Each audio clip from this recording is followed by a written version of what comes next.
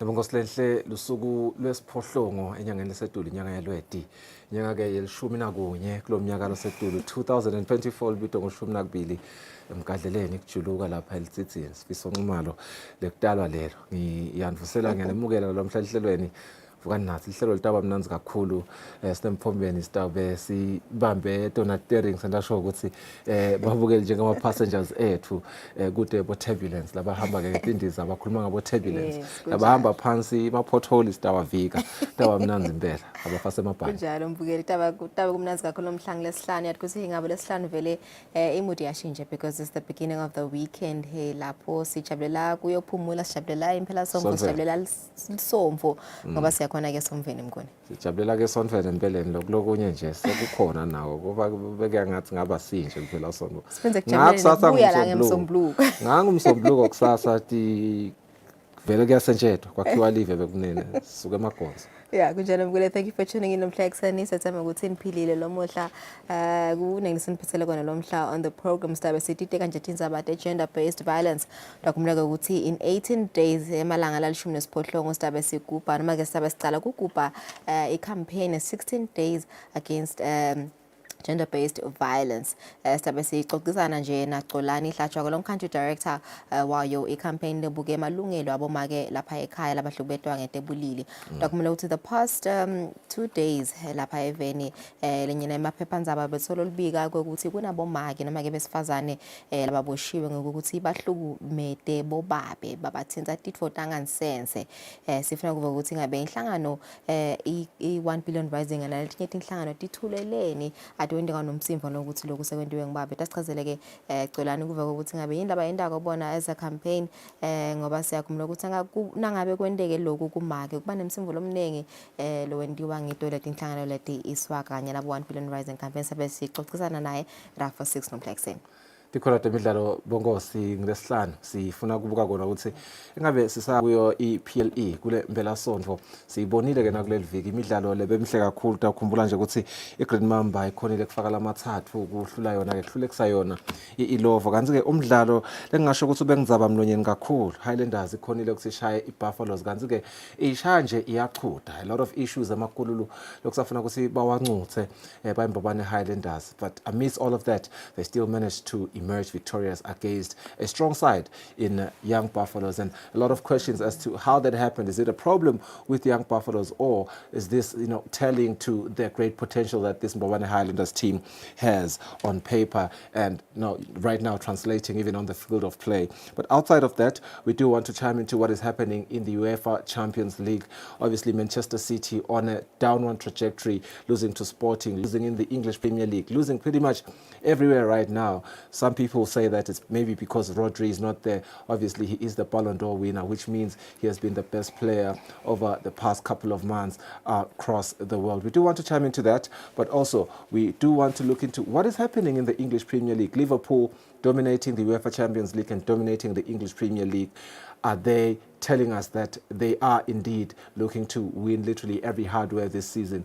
Could it be a year for the Reds? We'll see as the season unfolds. But sisabahlolet makethe sasa nje lithuba sebe balingani bethu ngale msakatweni sivusele ihlobo tethu nebangani davusela make lo ngitalako make IP Shongwe lengimthanza kakhulu ngivusele nababe lo ngitalako nje enqumalo bantu bakithi ke bayimfica bekunene nangathi ngiyababala ngashona lelilanga kodwa nje nabo ngibavusela bonke nebatukulu nebashana bami bonke ngiyabavusela ngiyanithanda nonke mbukela Eswatini market sabe khona manje netindzaba Eswatini.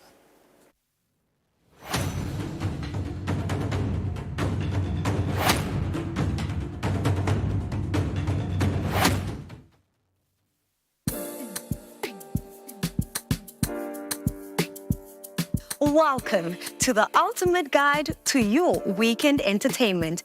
Get ready to groove with us as we bring you the hottest music videos and exclusive interviews with your favorite celebrities.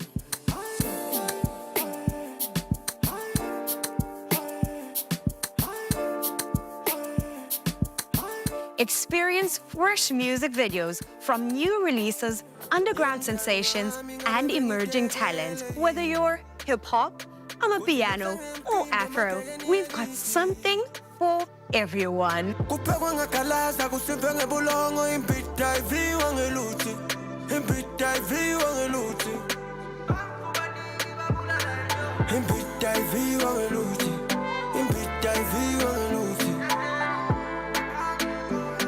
And if you've missed out on any of the excitement, don't worry, we've got you covered. Join us for an electrifying journey through the music scene. Relive the magic and get inspired for your next weekend adventure.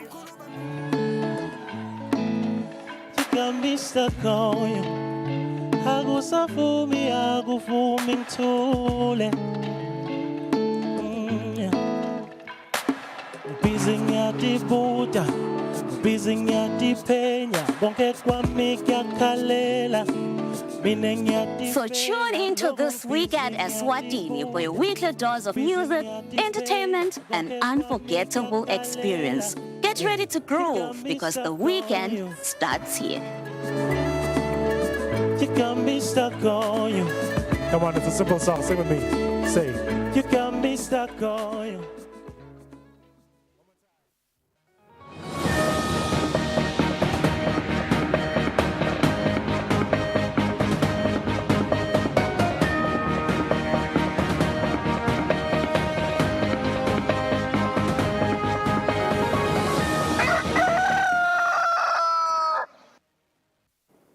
Uzotlamahle nebalihlanga la kangwane siphindze sinvusele sijabulele nathi tindzaba tesiswati tifundva ngisifiso ngumalo eParliamente ithi litiko letekulima alibuketa indlela tekutfutfukisa luhlelo lwekwesekela abalimi lwatiwa ke nge-input subsidy program lenketeke netikulumba kuti emaswati akhone kulimela ukuthi live likhicite kudla lokwanele.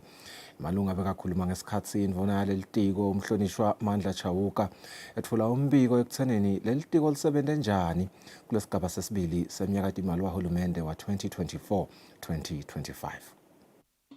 Sibabete letikulumba tona uzamile litiko but atsi enough. Tisetasi nika inkinga njalo ngoba letinye ngitibonile nje itolo. Ngitibone setimile sekude umdzaka but timile lenkundleni laba tithumele sitiyosebenta ngakhona.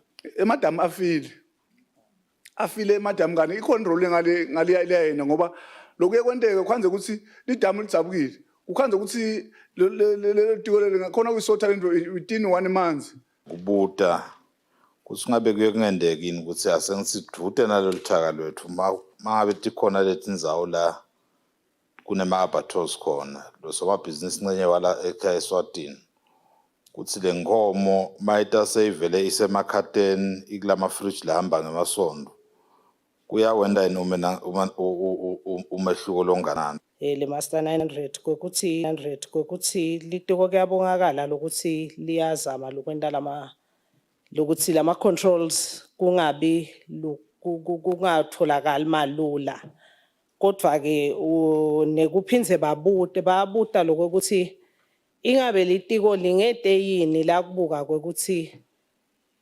lemvume itholakale nasemiphakathi. Nesibibi ithwala nje la ukhuluma ngesikulumba. Kude le ndlela nje kulandzelela kahle. Baze bagilatika etihlanyelweni solo singafiki nekufika isikulumba.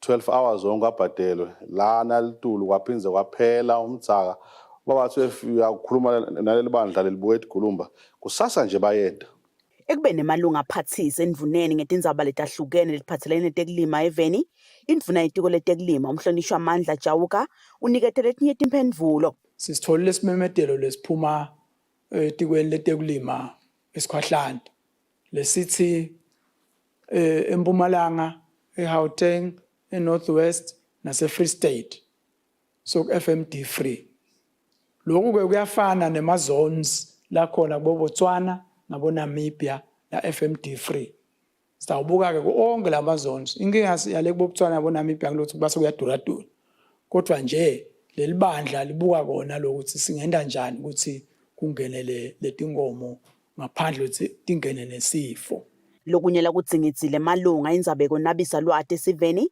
ngetindlela tekulima lokongako nalokumelana nemitsela igucuka kwesimo selitulo etindzabeni te-Eswatini TV kubika Samkelsiwe Khoza nginasimuva Shongwe eParliamente. Umphathi wamasotsha mashekilisane Fakotse sewubonge inhlangano yaka-URC Ngekusekela lo mbutho etinhlelweni tetempilo nekuqinisekisa ukuthi emasotsha abangilaphilile asasebenta. Fakutsebe kamelelwe lisekela lakhe emfana weNkosi Khumalo uma kuvalwa tinhlelo talenhlangano tekusita umbutho wetekuvikela. Lo msebenzi ubanjelwe esibayeni lodge kuMathapha ngalesine. Siyabonga nje kakhulu ukuthi laba beAmerica basifakile isandla vele nje kakhulu ekutheneni lo msebenzi ube impumelelo. Nalama projects ke lamanye labawendile takhiwo labasakhele tona letinhle nesibhedlela sethu ukuthi basakhe basi renovate sibe sesimeni lesikahle nekusithembisa ukuthi ke batawuchubeka futhi bafake amandla noma ke bafake ezivivaneni ekutheneni kuchubeke lo msebenzi ube ngilomuhle lona wasesibhedlela sakithi sasemasotsheni. Bakhonile ukuthi basitrainele bonesi nabodokotela lesi sinabo lesabame asotsha babamise etikolweni babatrainer babuya nyalo bayasikhona ukuthi basicilonga nemishina kusipopola konke nje imishina lekhona lesesinayo nyalo sibonile ukuthi ilisito kakhulu isisitile kakhulu isatawuchubeka futhi isisite njengoba ntivele nje nangekhathi ukuthi bashito ukuthi batawuchubeka basibambise. Inkampani yaka-MTN ithi itawucinisa tinhlelo tekuphephisa emakhasimende nalabenta ibhizinisi nalenkampani ekugebengweni kusetshenziswa tindlela tekuchumana. Lenkampani ithi ukugebengwa kwemakhasimende nanako kuyiphethe kabi. Kulesikhathi lesiyiso sesiyabokha isimosi. Tinenkinto lekufuna ukuthi sikhumbutane tona nabosomabhizinisi labancane letithinza lihlangothi laka fraud as an example. Sinabo ke amaphoyisa latabakhona akhulumisa abosomabhizinisi abenda ukuthi bacaphele ukuthi ezisisaya ku festive season bacaphele tiphi tingoti letingahle tendeke letingase sethi leader ukuthi ibhizinisi yabo khanze ukuthi ayisa perform kahle noma sekuba naloko kuganga lokwendekayo ebhizinisini. Amakhasimende fakhalile kakhulu kusho ukuthi abe defrauded noma ke kube nekuganga lokwendekile etinombolweni tabo especially kuleli hlangothi la mobile money. Nanamuhla ke sinaso sikhulumi sakhona ka fintech ka mobile money lesitabe sicwayisa amakhasimende ethu ukuthi basachubeka ba transactor ngale mobile money labanayo. Ufuna ukuthi bacaphele kanjani nokuthi yini intingo lekufanele ukuthi baticaphele ukuze bakhone ukuthi bavikeleke kuloko kuganga lokwendekayo event. Lusito olunengele sesilitholile ngokusebenzisana nekubambisana kanye nemaphoyisa lapho khona letinye tigangi setiketa abanjwa tavalelwa ukuze ukuthi kutokhona ukuthi kunciphe lokho kuganga. Litiko letekulima libambe umfundza sikolwa nebafuyi betingulube labatimele labancane nalabasemkhatsini kanye ke nalabakhulu ngenhloso yokubafundzisa ngetindlela tekuthuthukisa kukhicitwa kwetingulube kanye netindlela tekugcina budlelwano lobuhle ke emkhatsini wemfuyi nebathengi. Antsike lobuke tinhlelo tekufuya tingulube etiko letekulima Xolani Dlangamandla uthi kumcwa kakhulu kuthi kuchubeke kuchujekwe kufundziswe sive ngato ke tindzaba tekufuya tingulube kuqinisekisa ukuthi khicita kuba ngilokukhonsile. Inhloso yalomhlangano sikolo kufundzisa abafuyi betingulube lababuya kutototine tifundza takuleli ngendlela lengcono yekufuya tingulube. Lobuke tinhlelo tekufuya tingulube tiko letekulima Xolani Dlangamandla ukhutsate bafuyi ukuthi babe netivumelwano letibhalwe phansi pheceleti ema-contracts. Lesikubonile ukhanza ukuthi umfuyi uyesaba kusayina i-contract utelo lwati lokuthi le contract itahamba ingibekephi so akanalo lo lwati oluphelele. Sesithi kasitomhlomisa umfuyi athi ukuthi i-contract utayikhanza ikanje. Uma ngabe iphelele inananga ama-elements nanga uma ngabe iyashoda kunanaku asenda njalo umfuyi angakhohlwa ukuthi uhulumende ukhona ma-officers lesinawo kuma-regions akhona kubasita to review or to check to go through le contract. Bafuyi bavetela bakufundzile nebumcoka kwako ekuthuthukiseni indlela labafuya ngayo nalabathengisa ngayo umkhicito wabo. Ke mina ngisela ku beginning stage. So according to kule study itawuphileka ngoba i challenge yetingulube kufuna kube nale capital ngoba kahle kahle kufuna tidle kudla kwata kufuneka ukuthi nganyelanga sofaka emaklabishi nganyelanga sofaka amapalishi so if unale enough quality yokuthi ndiyayireza for 4 months iphume uba capable sitokhona ukuthengisa kahle umkhicito sibe nedivumelwano letifair because lesinye isikhathi uyafika uthi umuntu nikhulumile nayo khanze asafakele omunye elayinini which is bese akusakusebenteli so start sowuhlabile sowustart ne-product yakho awusadi ukuthi utayimikisa phi elsewhere kanti bowadi ukuthi la ngi-based la so siyasupportana. Kusukela ngeminyaka wa 2019 lakangwane lisengakake laba nesidingo sekuthenga tingulube ngaphandle ngoba kufuya kwato kungulokunele kanti kuyakhona nekunetisa sive. Ndlangamandla ukhuthate bafuyi ukuthi bachubeke kuthumela imibiko ngemfuyo labanayo kude kube lula ukuthi litiko lati linani letingulube letikhona eveni kanye nekubona sidingo sekuthenga kulamanye emave. Etindzabeni kubika Sethabile Mamba, Anakiyani Msibi, Kamanzini.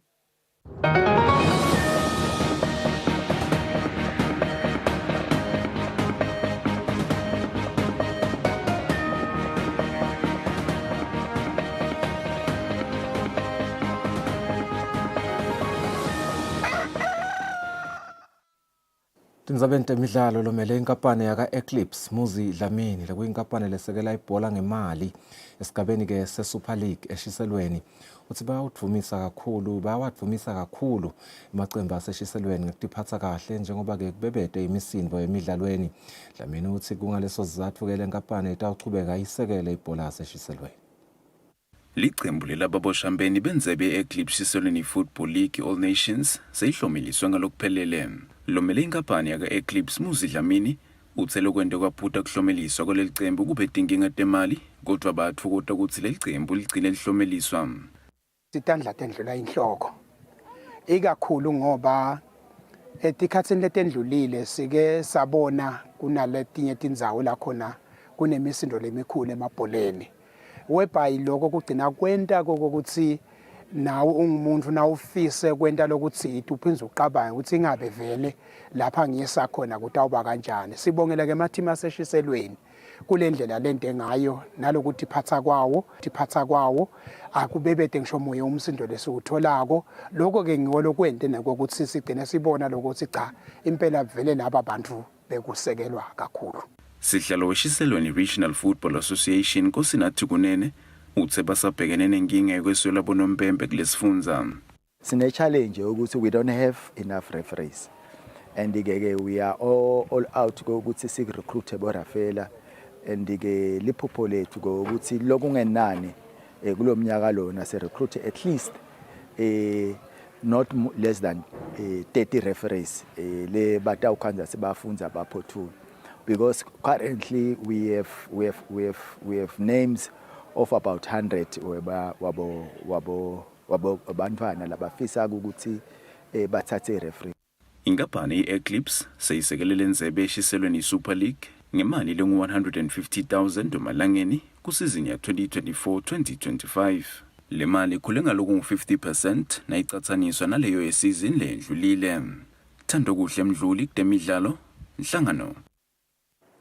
Lingakonza bathe Swati yasibahlolela market sitabuya masinyane nehlelo.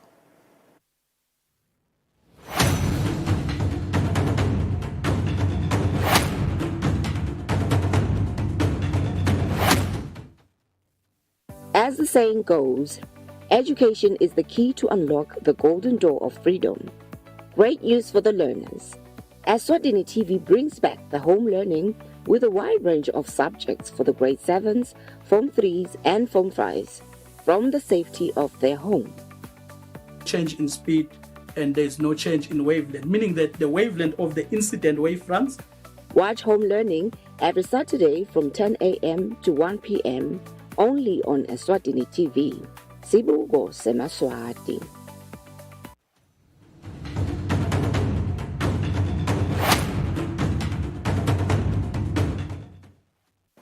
All right, welcome back. So we'll Kusile breakfast show. It's a Friday morning. Thank you for tuning in. Njengoba sisho ukuthi sizabe sikhulumisana nebaka ERS. Dokumela ukuthi the Eswatini Revenue Service yesterday launched the electronic certificate of origin, which is the e-certificate of origin. This is a groundbreaking digital tool that empowers local traders to expand their businesses across any of the 21 COMESA member states. Ndobeko Dlamini, acting comms and marketing at ERS, joins me now to tell us more about this innovation. Very good morning, Ndobeko. Thank you for joining us. Surely this innovation reaffirms the ERS commitment to enhancing convenience to traders, of course. What benefits come with this innovation? Thank you, Lulu, and good morning. Good morning to the viewers at home as well. The rollout or introduction of this e-certificate of origin came from the viewpoint from the ERS to say how can we make trading simpler and easier for our clients. And maybe just to give a bit of a backstory as to what happened previously. ERS would offer a manual certificate of origin. That meant that traders, producers, manufacturers looking to export their products needed to visit our ERS offices, head office, customs office in Matapa physically, receive a blank certificate of origin, populate that, come back to ERS, get that approved, have the ERS officers verify that what they've populated in the document aligns with the products they're looking to export. And through the support of COMESA as well as the EU, we have been able to develop an electronic version of the system. So now our clients can apply for the certificate of origin from the comfort of their home or office. We have a platform now that sits on our Asikuda platform that our traders are already well accustomed to. They then now enter that platform, register onto the platform, and they are able to then apply for this e-certificate of origin online. That application comes through to the ERS officers. We receive that, verify, and send it through to COMESA. COMESA does the same thing and populates that e-certificate of origin. It is not only shared with the client or the supplier, the client or the producer, it is also then sent to the importing country. So the importing country is able to retrieve that certificate from COMESA's platform. There no longer is a need for physical visits to our office. It's also reduced the time for verification the time taken for verification. And our clients are ultimately really happy with this new introduction, and we've already piloted this project with about 21 clients. And we've received really, really great feedback. Yesterday, during the launch event, we had a few customer testimonials, and they really were speaking to how this new platform is going to ensure less human error, but also less time from a traveling perspective and the time taken to verify that certificate. I must commend you guys. I must commend the ERS. You know, you've completely gone paperless. Are your clients welcoming this innovation being paperless? Definitely, 100%. I think it's beneficial not only to the ERS, but to our clients as well. And I think what ERS does really well as we digitalize and to improve our processes is we walk that journey with our clients. So ensuring that they're properly trained on the new platform and the new system, and really ensure that they understand how it works and do and make our efforts from the marketing and comms perspective as well to promote and educate our clients on any new digitalized platform that we introduce. Yeah, so I understand this was a pilot project, and as you did mention that 21 companies were part of the project. Have you registered any companies, and what's the procedure of registering? Sure. So the platform sits on the ERS website. Clients can enter the ERS website and click on Asikuda. And we encourage our clients to register first, because the process is you register, fill in your profile or create your profile as a company, and then apply for the certificate of origin. And actually, we have 44 clients that have already registered, so that when they're ready to export their product, they're just simply filling out that application and having that go through the process. As easy as that. All right. So will the certificate enable businesses to broader markets, you know, with less documentations, less reduced costs and all that? Yes, so this certificate allows traders to access the COMESA market, as you mentioned. So that's 21 additional countries that our clients can have access to from a trade perspective. So outside of kuthengisa lakhaya, they would then be able to access those markets. So we encourage our clients to do so, to register. We also do have a certificate of origin that accesses the SADC region. So this particular launch was then looking at ensuring that we have an electronic certificate of origin for the COMESA region. So we're very excited. We're excited about what this means for our clients and the markets that it opens them up to. Yeah, so what were some of the barriers in Jalababa traders, when it comes to getting the certificate of origin? So I think definitely the fact that it was manual, that they had to visit our offices to get the blank certificate, go back to their offices, populate, verify against what they're going to be exporting, take that back to our ERS offices or borders, and then wait for that verification. So it was very cumbersome. There were travel costs that are included there. So the fact that they're now able to apply for this and enjoy this entire process in their offices or at home really is speaking to how we as ERS are trying to make our services as convenient as possible for all our clients. As you said, Ndobeko, this innovation comes with a lot of benefits for traders as well. So does it also protect them against the forgery of documents and all that, yeah? 100%. So because this process is now electronic and verified through ERS and COMESA electronically, it eliminates the possibility for forgery. Before, remember, a client would be given the certificate and have to go and fill it out and then bring that back. Now everything is done on the system. It has also increased the transparency level between ERS, COMESA, and of course the importing country. So it's definitely eliminated any of those concerns. Yeah. So let's talk about encouraging traders, businesses to register for this innovation. I know that some entrepreneurs are not tech savvy. They still want to do everything manually. Encourage anything to come and register. I think for us, beyond just registering for the certificate, we encourage our clients to think bigger. There are bigger markets than just Eswatini. You have access to all of these African countries. The trade agreements are already in place between those countries to make that trade or to facilitate the trade for you and make it simpler. So we at ERS are available. We encourage clients to register. It is very simple. I think in the launch event yesterday, we did a step-by-step guide just to show the audience how simple it is in terms of registering and applying and what happens once the certificate reaches COMESA's side. We just wanted our clients and the audience to have a view of really what is the process from step A to ultimately retrieving your certificate. So it's a matter of hours.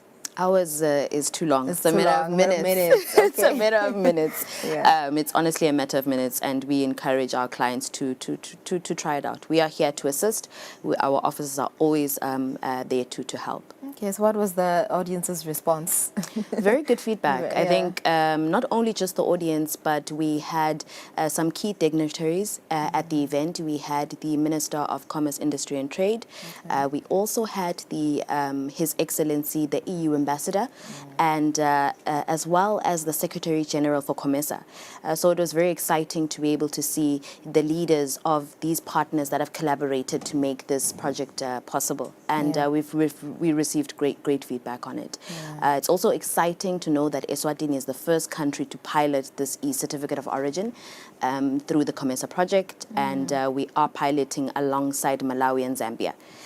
So our launch yesterday was the first of two more to come. This definitely signals a new trade of era for Eswatini and Ndobeko. Like Bugaguti is somebody direction, especially direction in technology, economic development technology. 100%, and I think ERS's role is exactly that, to make sure that we are helping our clients to access wider markets and making it as simple as possible. All right, and these are the visuals from yesterday's launch. Yes. The audience is quite attentive. Minister Utini, that is the Minister of Commerce, Minister Mangoba Utsidenian. He was delivering his keynote address. For him, he was just thanking the two partners, COMESA and EU, for the support given, and also just highlighting how this new system and platform is really going to be beneficial to Eswatini and open up markets, wider markets for them to be able to grow their businesses. Yeah. Minister of Finance, Neil Rakenberg, was also present. What was his speech about?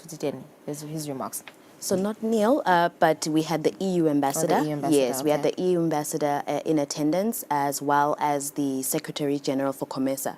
So they just highlighted the project funding overall, the importance of it. They highlighted the key steps that have taken where we started with this project, and thanked, I think, ERS and all the collaborating partners for a successful project delivery. The product is live and ready for use. All right. Lastly, before I let you go, Ndobeko, how do your clients contact you if they want to register for the certificate?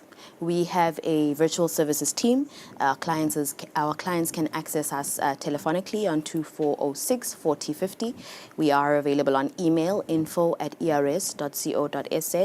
and we also have a WhatsApp line, 7606 3735. All right. Thanks so much. Thank you for coming through. Well, there you have it. ERS has officially launched the electronic certificate of origin. But for more details, more information, you can contact them.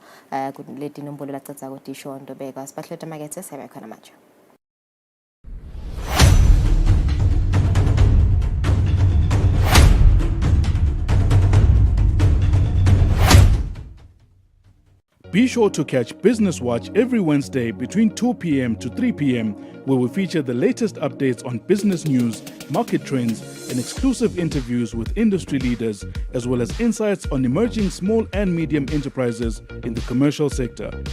Business Watch, your business leader.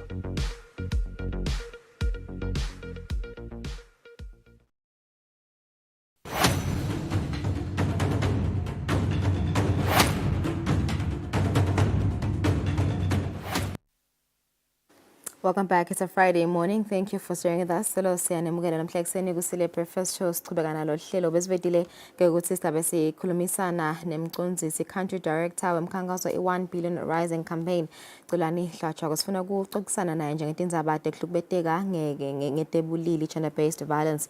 Dokumela ukuthi solo kuphuma imibiko ikakhulukazi nje kuleli viki emaphephandzabeni indzaba yokuthi kwenabomake lababili at least 2 women labahlukubete balingani babo noma ke ma partners abo etindzaweni itangansense kepha ke lesikubonako ukuthi tinhlangano letibuketwa wona emalungelo etindzaba te gender based violence lotithenya sifuna ukuxoxisana naye Xolani kuva ukuthi ngabe nakwendeka timvu leti kanjena tinyathelo tini lekumele ukuthi tithathwe sekuvusele Xolani. Siyabonga ukuthi ube nathi lo mhla ehlelweni sikhuluma tona tindzaba te gender based violence ukuthi kwangathi indzaba nasekwendeka kubo babe tinhlangano letibuke wona amalungelo ekubeteka tiyathula kepha kube kunakwendeka kubomake uba mningi lomsindvo engabe ungaphawula uthini nje ngalena ndzaba. Sibonile kuphumile emaphephandzabeni ukuthi kube nabomake lababili ngekohlukana kwabo bahlukubete ama partners abo ngokuthi babathinze tindzawo tangansense. Ingabe ningaphawula nithini nje ne1 billion rising campaign lokho? Angikubingelele Lulu, ngibingelele nembukele ekhaya. Kwekucala nje umuntu angasho ukuthi le sendakalo sekuchubeka sekuhlukubetana ngabe kuhlukubetwa make noma kuhlukubetwa babe siyasikhuda njengoba singumkhankaso we1 billion rising asihambelani nangoba ngiluphi ihlobo lekuhlukubeta. I-violence nje ayitoleratewa ngokuthi yendiwe ngusibani. Umuntu angasho phindze lokunye ukuthi akusilo liqiniso ukuthi tinhlangano tithulile ngekuthi sekuhlukubetwa babe. Konke kusebenta kwetinhlangano letibuke kulwa nekuhlukubetana ngelanga lesikhulumisako noma imigomo iba ngokuthi asimelani neludlame lolwenteka kubantu.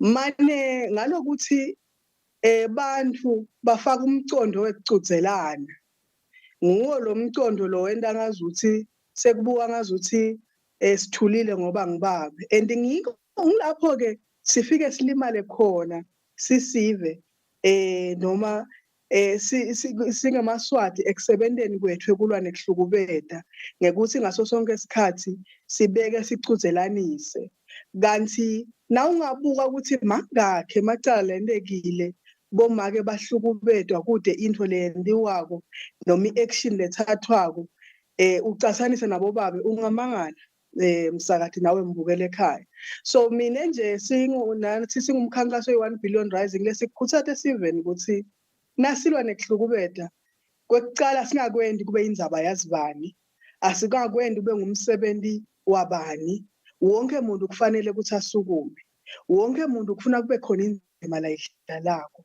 kude umuntu lesithi lona akahlukubetwe ngoba ekugcineni kwako konke nangabe bobabe bahlukubeteka bacinzeteleka lokusho ukuthi lokulesithi sifuna ukuvimba sivula impombi ukuthi akuchubeka ngoba siyavulela phela ngoba ngesiswati nawuthi hamba uyomshaya nawe kusho ukuthi sesiyavulela sosisakha imbi lekuyinto ke lesingayikhuthati lesingayifuni ukuthi yenteke ngoba sifuna umlibalo yembili lotawukhula ngephasi esandla longakhuliswa ngelidlame longakhuli ngekubona bantu bahlukubetana lekungilokunye nje lengakusho lungunelo nembukele ekhaya ukuthi siyadzinga lokuthi bafika la esigabeni sebaze bayashukashukana labantu lababili letithandzani letimbili uyayibuka lokuthi isuka khashana ibita lekutheni sikhuthade lo moya wekukhulumisana lo moya wekuthi nangabe senibona ngathi niyakhuluma but anikhoni kuvana funani lo moya lotawukhona ukuthi anikhulumise kunekuthi nithatha nisale nitithathela umthetho nubeke etandleni senihlukubeta ngoba nenda umfowenda njalo umthetho utawubhekana naye mhlawumbe nje siselapho nje sisabuka wona lama cases lawo engabe vele bobabe etikhathini tamanje siyakhumula ukuthi vele esikhathi lesiningi kuyavela kaningi lokho ukuthi baba nenkinga nasekumele ukuthi batibike letindzaba leti ukhanze ukuthi labanye bayesaba ukuthi batawuhleka noma mhlawumbe kuba yinfo nje lehambisana nepride ukuthi ngeke yabika ukuthi inohlukubetwa ngumake noma uhlukubetwa ngusibani ngabe nje nisahamba nisavakashela imimango niyakubona lokho kwenteka ukuthi bobabe bayakhona ukuthi bakhulume mangabe baphatheke kabi. Ngiyabonga Lungelelo lesikwendako singumkhankaso ngoba vele siyaconza lokuthi le society yende babe yamenda yewaba ngumandla amakhulu waba ngumuntu litshe lelingabuva buhlungu wafundziswa lokho kwafakwa lokho engcondweni yakhe and yaphinde nalama institutions lapho kufanele ukuthi ayobika khona kwasebenta abantu nabo labakhuliswe ngile society lethi indoda ayikhali indoda ifela ngekhathi indoda inemandla indoda ayishaywa indoda ngeke ithi ishayiwe yona so sibeseke sesakha igungu lapho kuleti gungu siyesicocisane nabo babe bodwa sivulele lokuthi phela nababe ungumuntu babe uyingcenye yefamily lemcoka lena ngabe ucinzetelekile akakhoni ukuthi khulumela akakhoni nekusitakala lapho ahlukubeteka khona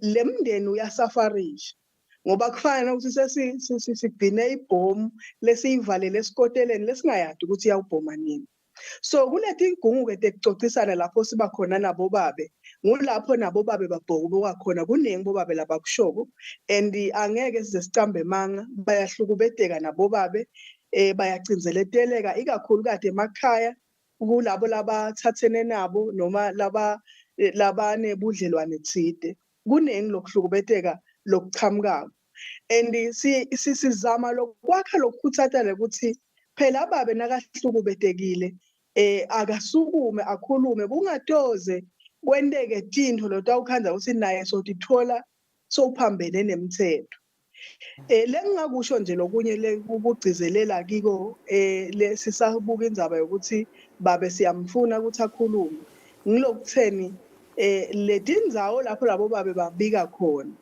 bantu vele basadzinga lokuthi umuntu afundziseke ukuthi indoda ngumuntu indoda inemizwa indoda iyabuva buhlungu indoda iyadzinga naye ukuthi ivikeleke ngoba thina sithi singumkhankaso oyi1 billion rising sithi angeke make aze athi uhleti kahle ibe indvodza yakhe icinzetelekile.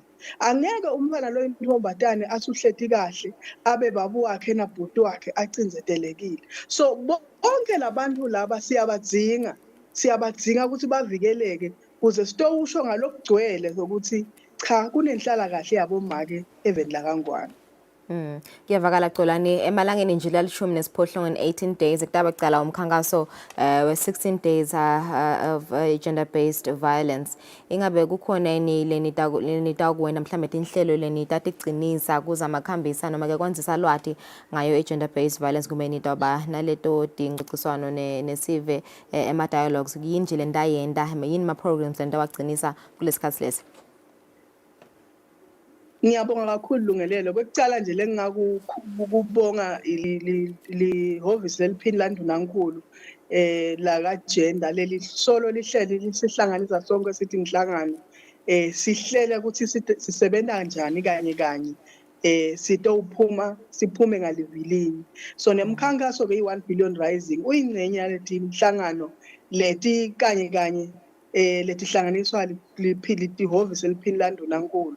Thina ke singumkhankaso sinetinhlelo lapho sitabe siphumile letigungwini siyococisana nabobabe nabomake nebantu labasha lokuthi awuchubeka njengoba siwumantu so1 billion rising kusuka nyalo ngaNovember sitabe sesiphinde sithula sichubulo sethu lesisha lesiyawusibeka eminyakeni lotako lesitabe solo sikhuluma ngaso emangweni sitabe phinde futhi sinako ukucecesha laba labasebenta lemangweni lama ngathini labomake labatinde emangweni nabobabe sikhona ukuthi sibaceceshe ukuthi basatawuphuma abasebenzi bakhone lokuthi babe nelwati lolwengetiwe etintweni letentekako eveni nemithethweni lekhona nasetinhlelweni nje uhulumende latihlelile kuze ukuthi sikhone lokuthi bantu nabadzinga lisito bakhone bakhomba etindzaweni letingito lapho batawukhona kusitakala khona. Ngingasho nje ukuthi lenyanga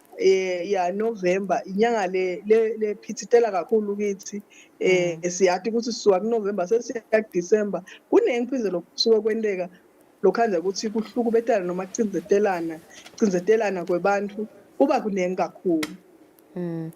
Nasikhuluma nje ngayo nje le gender based violence lapha eveni nje ehlatshwako mhlambe nasicathanisa nalamanye ngabe vele la Eswatini idlange kanganani nje kakhulu kade nasibuka nje kubantwana labancane ngoba i national study yavetela ukuthi vele at least 48% of women and young girls between 13 and 24 vele uyakhanza ukuthi bona have experienced some sort of violence.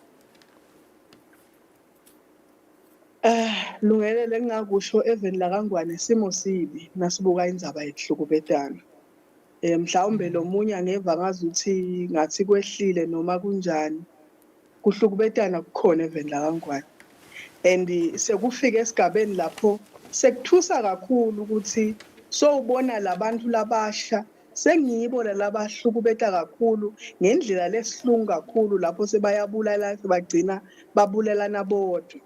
And nangabe lo muntu lomusha asakulesigaba lesi kusho ukuthi lapha aqhamuka khona angumntwana ukhule enzaweni lenjani. Lobu ngiko lokukutshela kona ukuthi bantwana bahlukubeteka kakhulu kunenge kucinzeteleka lababhekene nawo bantwana nabomake eveni lakangwane. Kepha lokho kungasho ukuthi bobaba bahlukubeteke. Kepha ke lelizinga lekuhlukubetana noma lama incidences lesiwabonako noma ama cases la reportwako ngoba lawa la reportiwe mancane kakhulu kunalawa langaka report.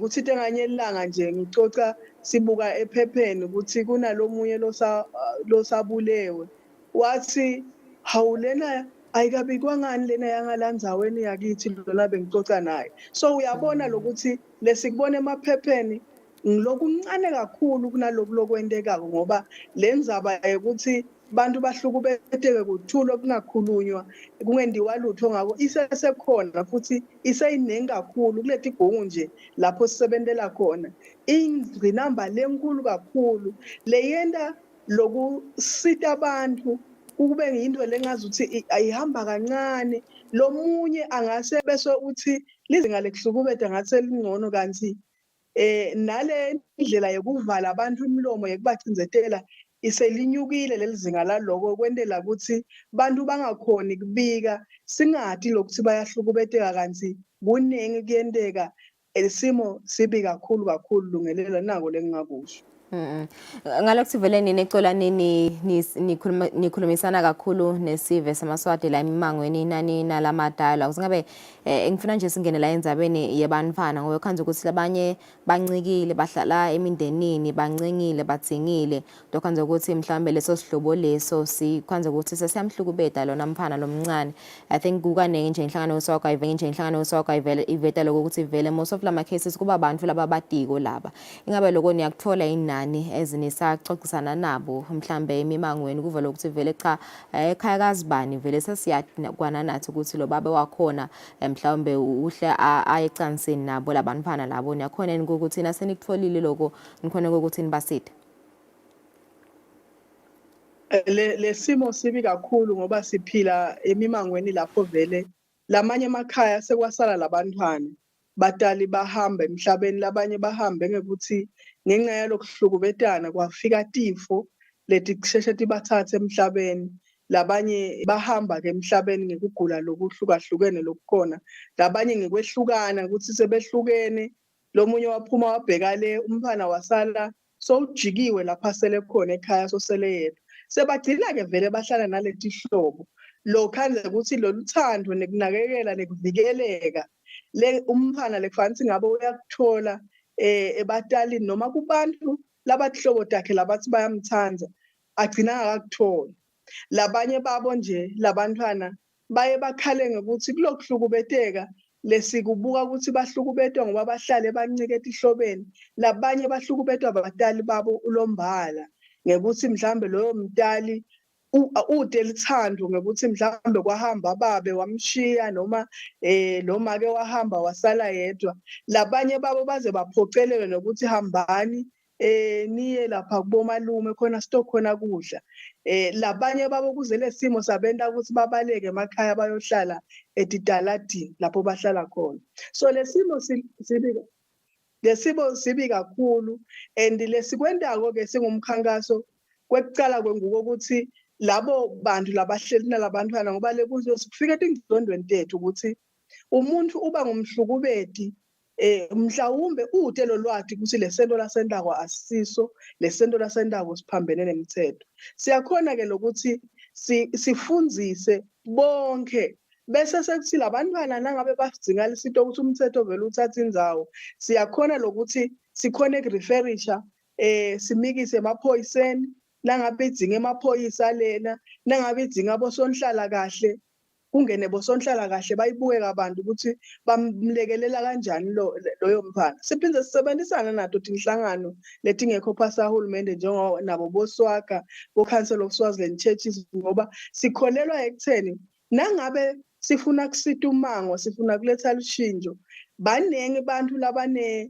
labanebuciko noma labangaletha lokuthide longakhona ukuthi babaside noma babalekelele sisaphinde sisasebenza lemangweni njengoba sinalama girls club noma ima youth clubs siphinde futhi sente siciniseko sekuthi labo bantwana labengce ekuhlukubetekeni sikhona kwenta indlela yokuthi bandlulise lesikubitwa ngokuthi ngama healing sessions bendlulise lesimo lesibhlungu noma lenithukuthelo ngoba sifuna babe bantu bakusasa labangcono kunalesimo labavetelwa sona ngithi sibatali ngithi sithi hlobo ngithi sinesimango lekufanele ukuthi ngabe siyabavikela.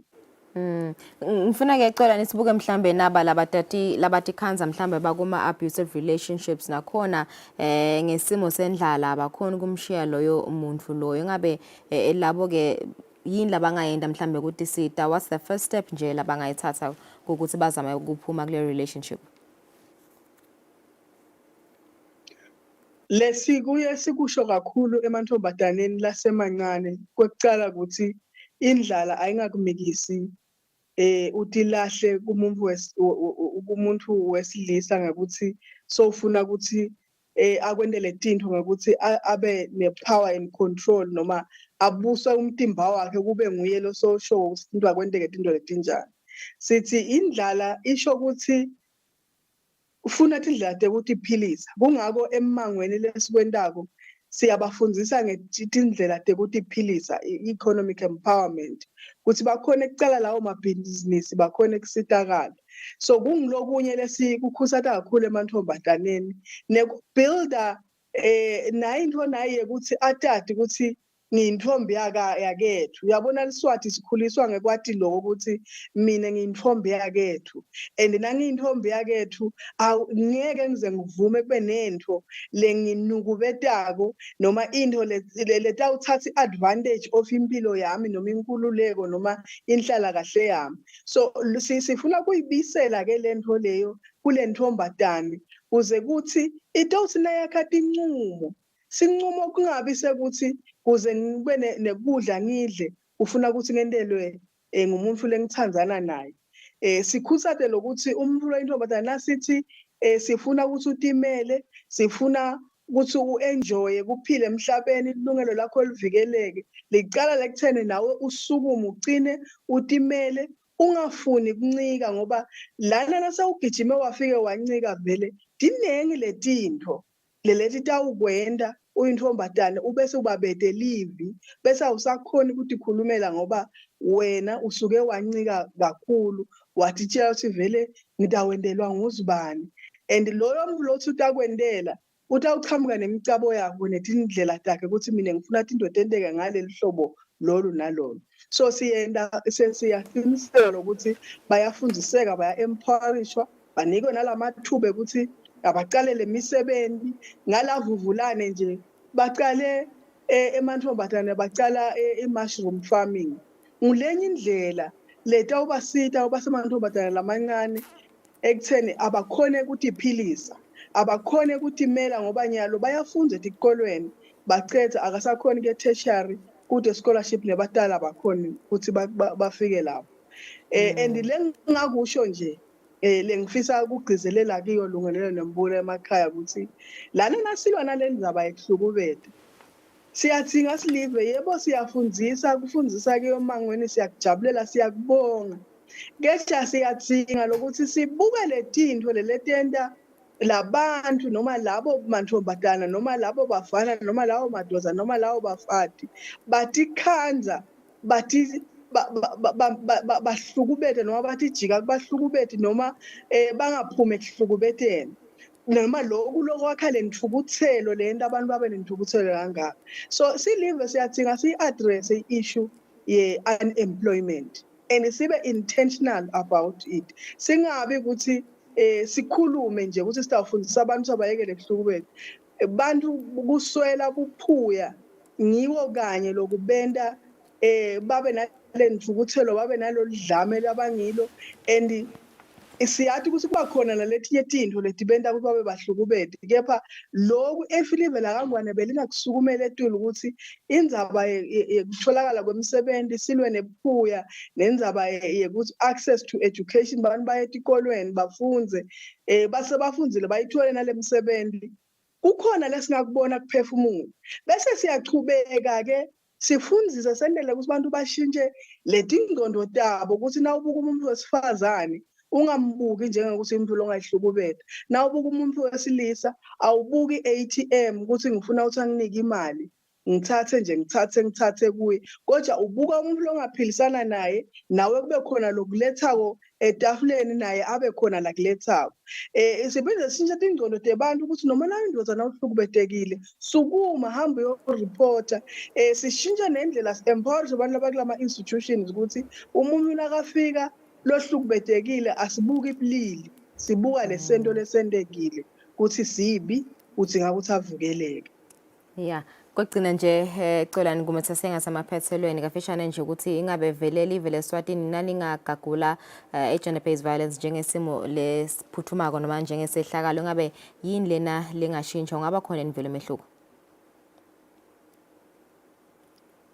lungelela nayingake sayigagule njengasehlakalo kukhulu kakhulu lokungashintsha and kunengi nendlela lokhu lesikhala ngawo nje ukuthi ngathi laba beva kahle bafuna ukwazi ukuthi ngabe sibasitolo siyabakhumbuta Thini into letingashintsha kungashintsha indlela imithetho lesebenza ngayo, kungashintsha inkantolo indlela esebenza ngayo, kungashintsha imimango inchubo yatho netinhlelo tato letichubeka kanje tigcina kucinzetela abantu emangweni dingashintsha tinkholo emasondo dingashintsha indlela letisebenza ngayo kwenta isiqiniseko ukuthi sonke sikhuluma ngavilinye tinhlelo letibuke kuvikela kwabantu labahlukubetekile noma kuprovide leto immediate safe houses tingaba dinengi kakhulu nema-resources kuresponda noma timali letingasilekelela ukuthi silive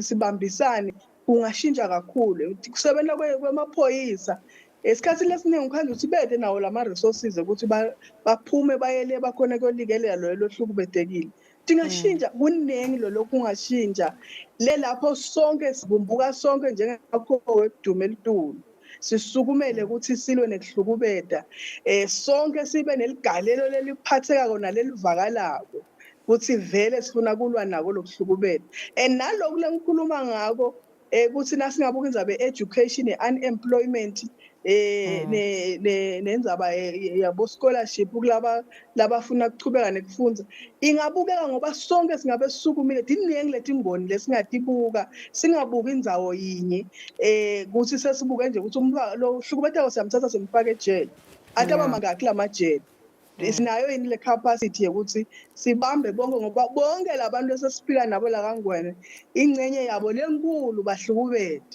so sitawukhona yini kwenda lokho so if sibeka ibe sehlakalo diningi letinto letingashintsha letingalisita live la kaNgwane uthuthuke umnotho welive ngoba uhlukubeda kuwisile umnotho silala sikhona khona kungenxa ukuthi abantu bayahlukubeteka bayacindzeteleka and le violence siyekele sayiyekelela ifike ekugcineni ishaye wisa umnotho welive la kaNgwane.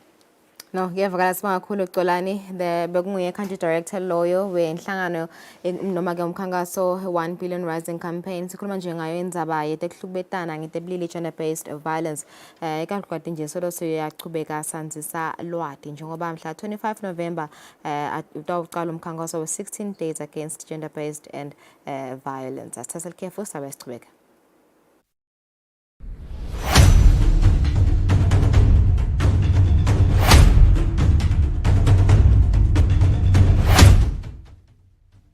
Be sure to catch Business Watch every Wednesday between 2 p.m. to 3 p.m., where we feature the latest updates on business news, market trends, and exclusive interviews with industry leaders, as well as insights on emerging small and medium enterprises in the commercial sector. Business Watch, your business leader.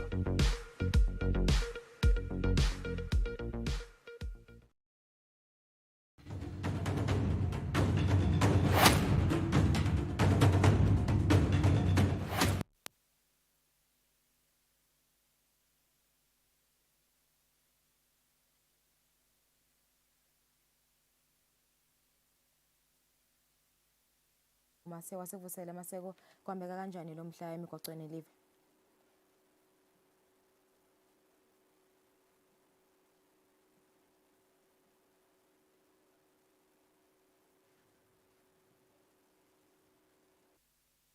Phela ukuthi sibe nato timvula etindzaweni letahlukahlukene asixwayise nje kubashayeli basahamba emigwaqweni lehlukahlukene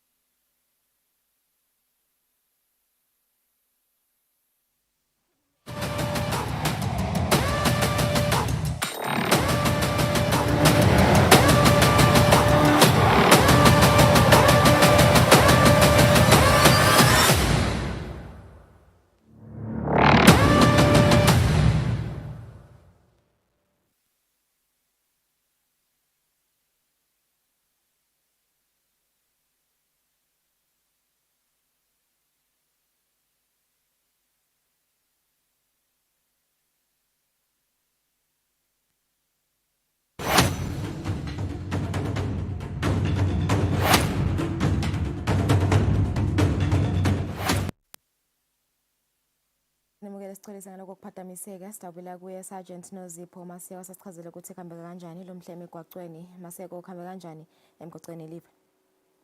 Selitulu kakhulu lokunye lesekunakile ukuthi abantu labahamba ngetinyawo bayachubeka nayo ukuthi bahole etindzaweni letingafanele.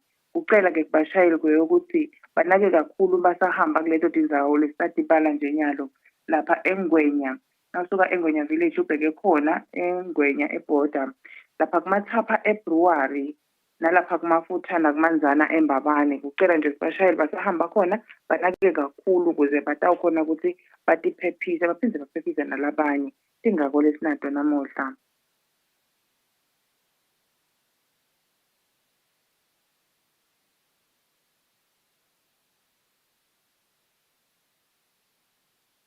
Bathi singisi.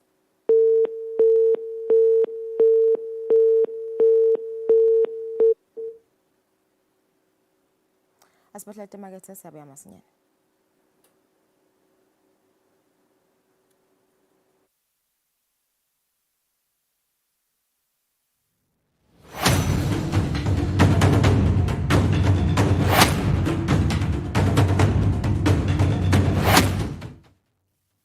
Be sure to catch Business Watch every Wednesday between 2 p.m. to 3 p.m., where we feature the latest updates on business news, market trends, and exclusive interviews with industry leaders, as well as insights on emerging small and medium enterprises in the commercial sector.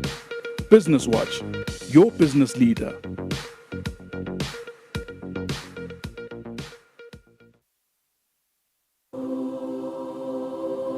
When you choose your adventures, you do so with an open heart and a desire for the unexpected. You embark on journeys to discover new worlds full of wonder. You choose a path to awaken your senses, to feel the rush of life overwhelm you, a world to make you look up and realize just how inspiring this life can be.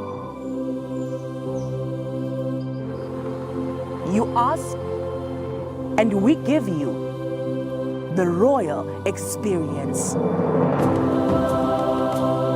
Arrive and awaken your heart. Explore life in ways only thought possible in your dreams. There are but a few places on earth so special, so unique, and so spectacular, where it becomes the rite of passage for the ambitious travelers, the courageous souls, to all have the one and only royal experience. That day when you look deep into your heart and leap into an ancient world so very different from your own, where magic, beauty, and love are shared forever. Then you will have a royal experience.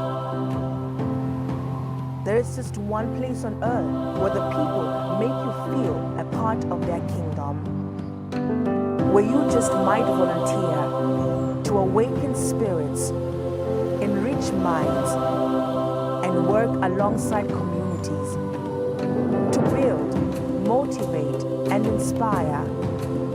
This is truly the royal experience. When you dream of a different world, beyond the ordinary, beyond time, discover just how far you'll go to expand your understanding of life's greatest mysteries. There's just one place on this planet with so much to offer. Now is the time for you to have the royal experience.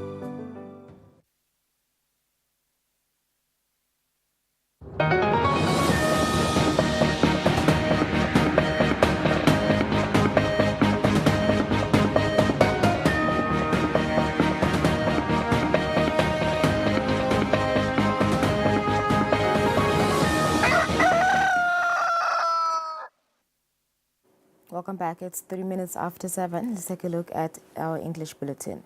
His Excellency the Prime Minister Russell Dlamini says the Eswatini Electricity Company will not be granted the tariff hike it has proposed.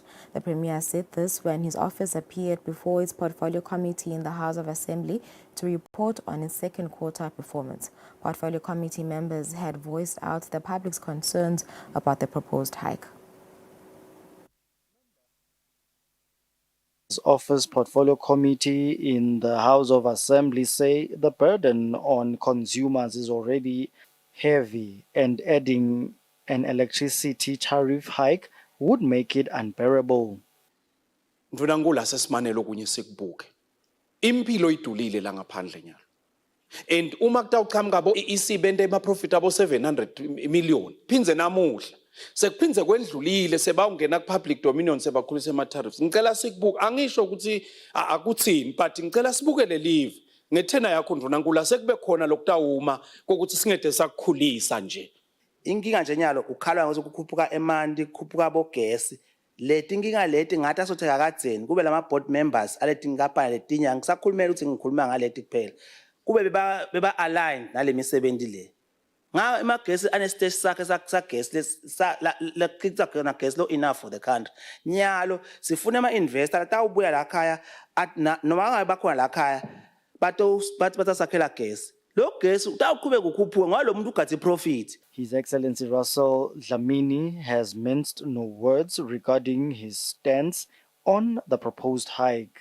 I-electricity hike bekunene awu ngicela kusho ukuthi lo 21% labamcelile angeke eze vele atholakale nje kuqaleni nje sivele sikwathi lokho singasho ukuthi kunjani ungatholakala kanjani kulesimo lesikhona even so it's very clear but lesikukhuthata ukuthi emalunga akakhuthate bantu tukuthathe maswathi ukuthi kunalama structures lasemthethweni kwekuthi ngoba yiproposal le akusho ukuthi sekutawende akasetshenziswe lama structure nakubitha lo mhlangano singene kwekuthi you have consistently increased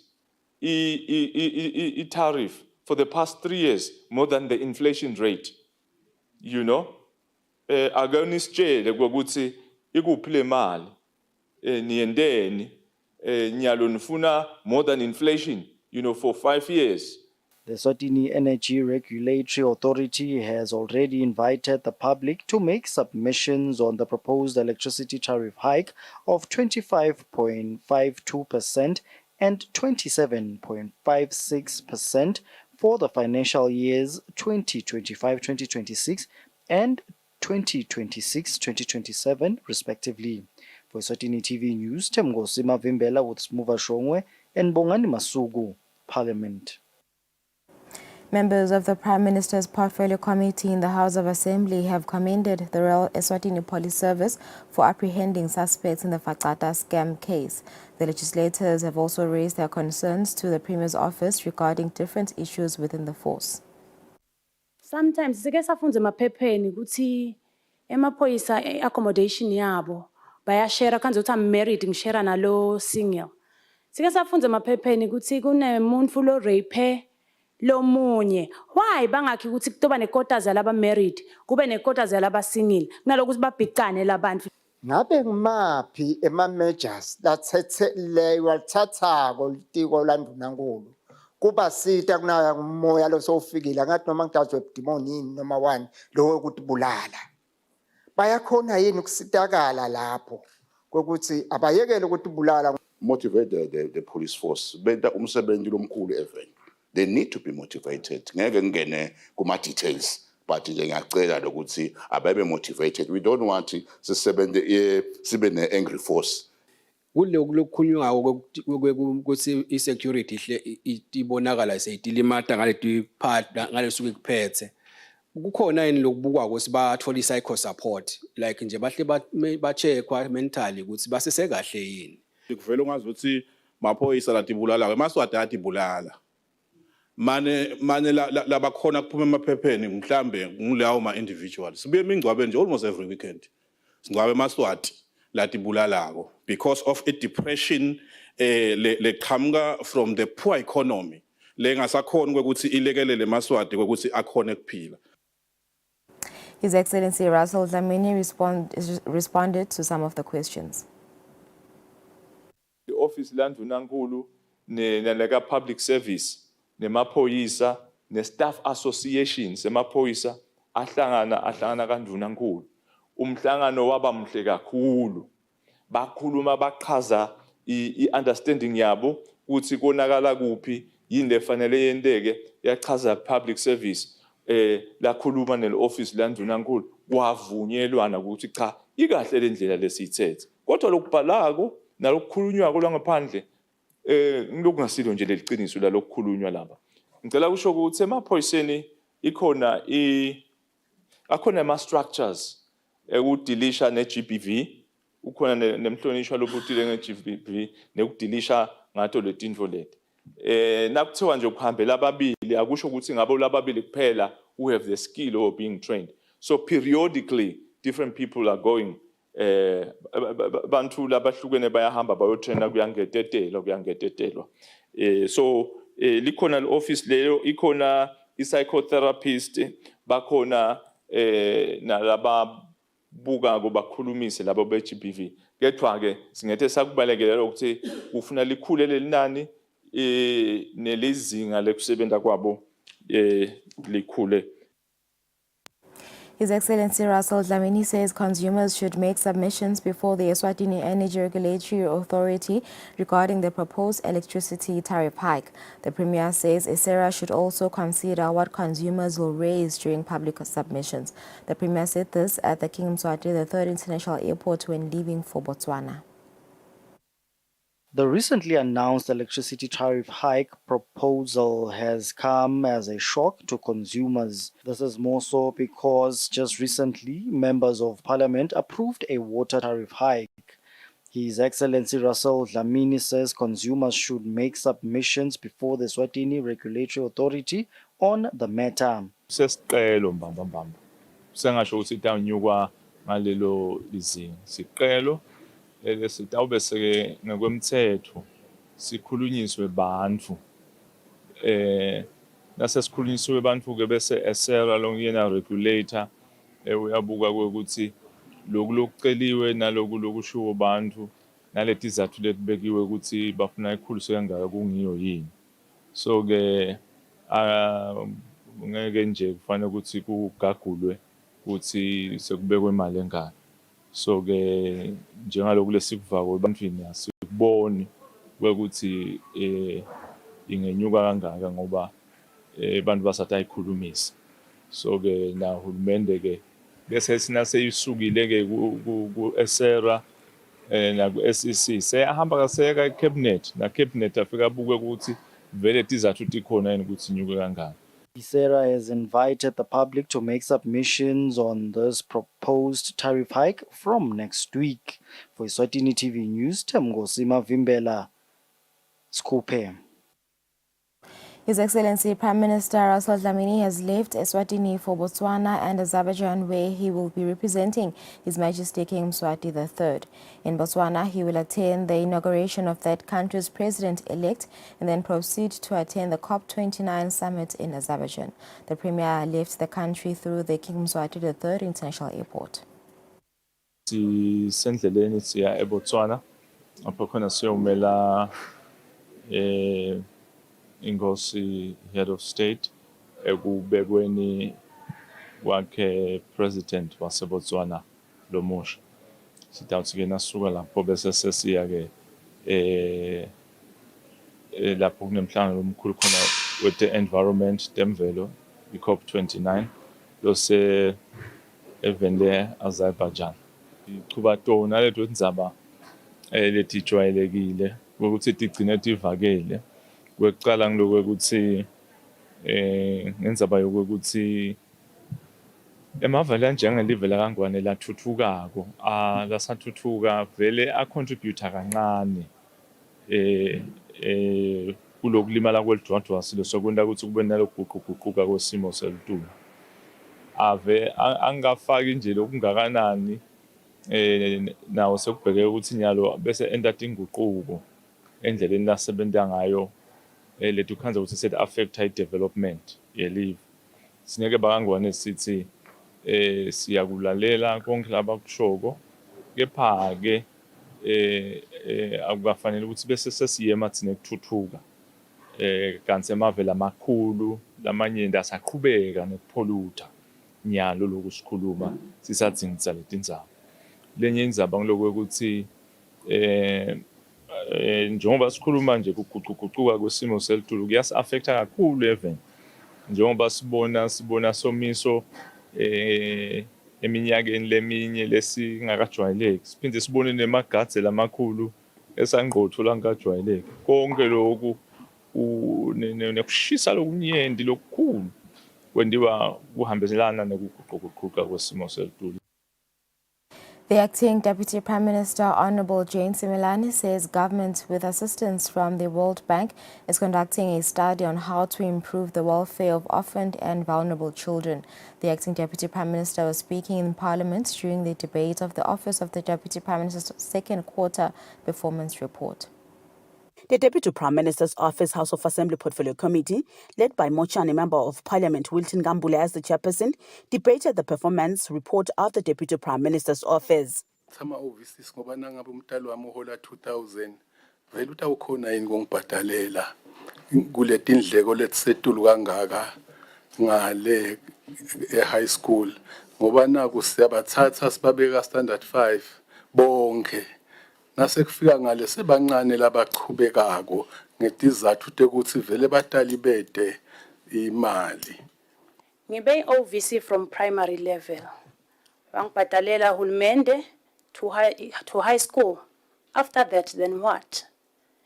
Ngabe litiko kukhona indlela ngasibambisa khona kulelo hlangothi lelo ukuthi labantwana noma ngase bacedzile phela lizame libanake because labanye balabantwana they are child-headed families. Imangweni ukhanze kusilo mntwana uyaya emphakathi noma uya endlunkulu uyasho ukuthi abakholi ekhaya kumfundisa vele amawulandzelela lesimo khanze vele ukuthi kubi kude labangakubhadala ngako mabathi uya endlunkulu ithi ngani badala bakho bakhona bayaphila. Acting Deputy Prime Minister Jane Mkhonta responded to the debate. Kwekucala nje litiko laka DPM ngekusekelwa ngetotinini tenkosi ikakhulu iWorld Bank lenda study sekubuketa le mali ngoba secondary litiko libhadala 190 wemalangeni kuthi secondary likhiphe 250 wemalangeni. So litiko lisitwa ngeWorld Bank lisabuketa lokho kuthi kahle kahle le mali uma singathi siyayikhulisa funa siyikhulise ifike kumalini. On the issue of gender-based violence, the acting Deputy Prime Minister said government is working on measures to address it with support from development partners. Reporting for Eswatini TV News, I'm Samkal Suekhoza with Muva Shongwe, Parliament. The Honourable Minister of Economic Planning and Development, Dr. Tambo Gina, has announced that Eswatini's gross domestic product has increased by 5%. Gina says these results are an update to the ongoing national accounts rebasing exercise, which aims to gauge the size and structure of the economy to allow for the analysis of the GDP. He further says these results are estimates which can be affected by global and domestic conditions. The Eswatini's growth rate, GDP, is expected to accelerate strongly in the medium term, averaging 5.4%, with a peak of 8.3% in 2025. The medium-term growth rate, this positive aspect, is anticipated largely due to big projects like Mkondongwa-Vuma Water Augmentation Project, which is valued at 2.7 billion. And we expect that it will be completed or implemented within 3 years. In addition, other private sector projects will commence in 2025, That will include, is public and private. And the public one, for instance, would include this Pofaneni Maloma, so MR14, and Malomas Pambanweni MR21 roads, and energy-related projects, and construction of head offices by some entities in the kingdom, including and private malls and shopping complexes, among others. It is important to note that the higher construction activity income tends to induce domestic demand and lead to growth in other sectors such as manufacturing, wholesale and retail, transportation, financial services, as well as professional services. Moreover, manufacturing will benefit from the rebounding of international prices, which we expect that there'll be greater demand for. Similarly, the mining sector is expected to maintain strong growth, buoyed by increased production in coal and exploration of other minerals. The House of Assembly has given the Ministry of Economic Planning and Development an assignment to establish poverty reduction strategies. The members of Parliament were speaking during the debate of the Ministry's second quarter performance report. Following a preamble by the Honourable Minister of Economic Planning and Development on the performance of the ministry before a portfolio committee led by His Royal Highness Prince Lindane as the chairperson, the Honourable Committee debated the report. Poverty reduction strategies kuthi ngabe ngimaphi lawa lesi ngoba kufuna sifocus impela kuyo leyo aspect leyo kude kuthi lobuswedi utovele bunciphe kakhulu uminister. Kulesikhathi lesinjengalesi la umhlaba nje wonke une challenge kakhulu ye-unemployment ukuthi litiko engabe vele lihlela ini mbamba kunasimo nasi lesilikhuni kangaka even se-unemployment. Titsini tisombululo ta short term, medium term na long term ngoba kuyesabisa mbamba lokubhlungu ngebantwana labasebuphuyeni bagcina bathi khanza basetandleni tetinswela boya. Siba ka economic planning asibabite lamatiko bo EEC bo water ubanibani labo plan abakhona. Siplane ukuthi iway forward itsini elive ngoba nyalo noma kungaphakama kuphakame nga how many percent but kusasa kutaphize kuphakamela amaswati ayithatha phi le mali amaswati. The Honourable Minister of Economic Planning furnished the Honourable Committee with responses. Poverty le nombolo ya 46% emalunga mntwana nkosi afuna kwathi ukuthi ngoba phela senikubukile yini lenikwendako sayiletha ireport legcwele sibambisene na UNICEF kukhona lesikwendako nabo bonke nalenye nentengosi siyakufaka lokho ukuthi kube khona lokutaba khona kwelekelela ukuthi kungalokhu kuqhubeka lokho. The Honourable Minister also informed the House about the noticeable economic growth due to capital projects. Reporting for Eswatini TV News, I'm Samkal Suekoza with Temba Shabangu, Parliament. The House of Assembly has appealed to the Ministry of Agriculture to formulate strategies to improve sustainable agriculture and food security. Members of Parliament were speaking during the debate of the Ministry's second quarter performance report. Sibabete letikhulumba tona uzamile litiko but atsi enough. Tiseta sinika inkinga njalo ngoba letinye ngitibonile nje itolo. Ngitibone setimile sekude umdzaka but timile lenkundleni laba tithumele sitiyosebenta ngakhona.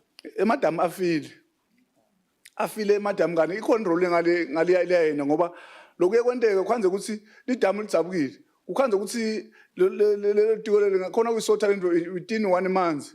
Kubuta kusingabe kuyengendekini ukuthi asengisidute naloluthaka lwethu mangabe tikhona letindzawo la kunema-abattoirs khona lo somabhizinisi ncenye wala ekhaya eSwatini kuthi le nkomo mayita seyivele isemakhateni ikulama-fridge lahamba ngemasondo kuyawenda yini umehluko longanani. Le master 900 kokuthi litiko kuyabongakala lokuthi liyazama lokwenta lokuthi lama controls kungabi kungatholakali malula kodwa ke nekuphinze babuta lokho ukuthi ingabe litiko lingedeyini la kubuka ukuthi lemvume itholakale nasemiphakathi.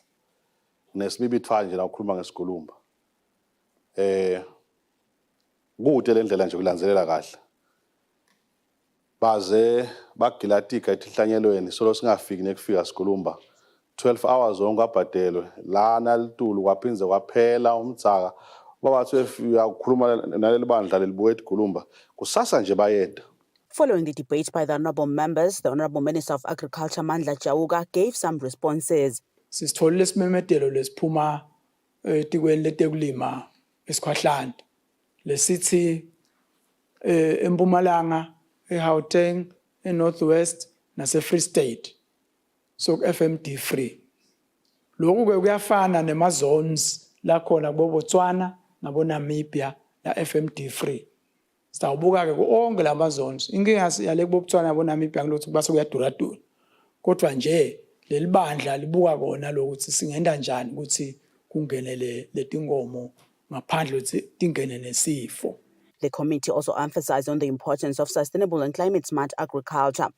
Reporting for Eswatini TV News, I'm Samgal Swekoza with Zimuva Shongwe, Parliament. 15 businesses are being piloted by the Eswatini Revenue Service for the Eswatini National COMESA Electronic Certificate of Origin. Speaking during the official launch at the Eswatini Revenue Service at Zulwini, COMESA Secretary General Chileshe Mpundu said this tool will ease trade for local businesses in the region, commending Eswatini for being among the first two countries to launch the electronic certificate. Marks a significant milestone in our journey towards a more integrated and prosperous COMESA by implementing the Digital Free Trade Area Initiative. Since its establishment in 2000, the COMESA Certificate of Origin has been the hallmark of FTA regime, facilitating identification of origin of traded goods in accordance with the customs procedures and their subsequent flow within the region. The Minister for Commerce, Industry and Trade, Honourable Manqoba Khumalo, says the certificate is crucial in enhancing trade in the COMESA region. The introduction of the ECO not only emphasizes COMESA's commitment to regional integration and trade facilitation, but also aligns with global trends towards paperless trade systems. By adopting this technology, we are supporting our businesses to become more competitive in the international market, while also addressing issues of fraud and authenticity verification that can sometimes arise with the paper version of the documents. European Union Ambassador-designate Kirsten McClernbeck details some of the financial support that will be offered to countries under COMESA.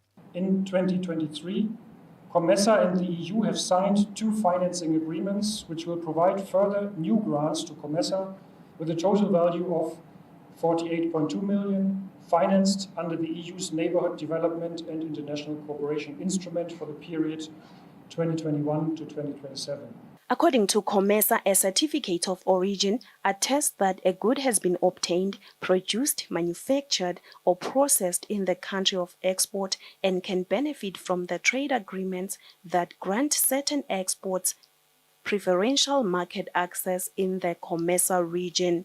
For Eswatini TV News.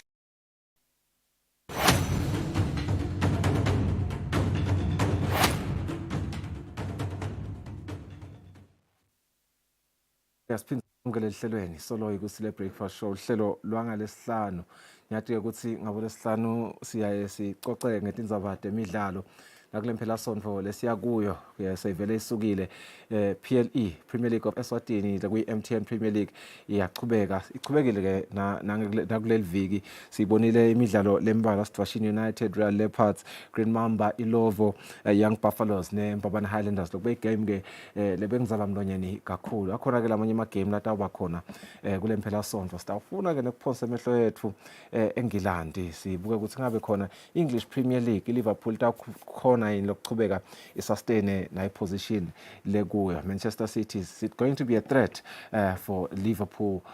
What about Arsenal? Are they losing it, or are they getting they are finding their footing again? UEFA Champions League, still another big topic. Konke lokho sidiscussa lo mhla ekseni phathizwe Msibiso vele usestudio. Sidambusela nyalo ekseni. Xoxisane naye ngana imidlalo lesiyibonile kuleli viki kaPremier League of Eswatini. Ndlondlo sikwamukele ehlelweni. Sibuka iPremier League of Eswatini, it is taking shape. I think sesiyaqala siyasuka la kuthenini it's the beginning of the season. Yes, it is the beginning of the season, but I think le midlalo lesayidlaliwe sayicala kudefine ukuthi vele siyaphi. Engabe what are your comments on some of the results that we saw, particularly sicale ngana ye-Buffaloes ne-Highlanders? Ngivusele Sifisa, ngivusele naye umbukele ekhaya. I think lesibonile itolo rather kuthandi kusithuse sonke Sifisa mabuka ukuthi i-Highlanders I'll let you in a secret rather, if it's a secret, I don't know. But magiwa kule game ye-Highlander ne-Buffaloes, at around 10-11 I got a communication ukuthi Highlanders are still trying to locate some of their players. Huh? Yeah. How does that happen? I would think Highlanders is a big team, so a big team should be organized. It's a big team in trouble, Sfiso.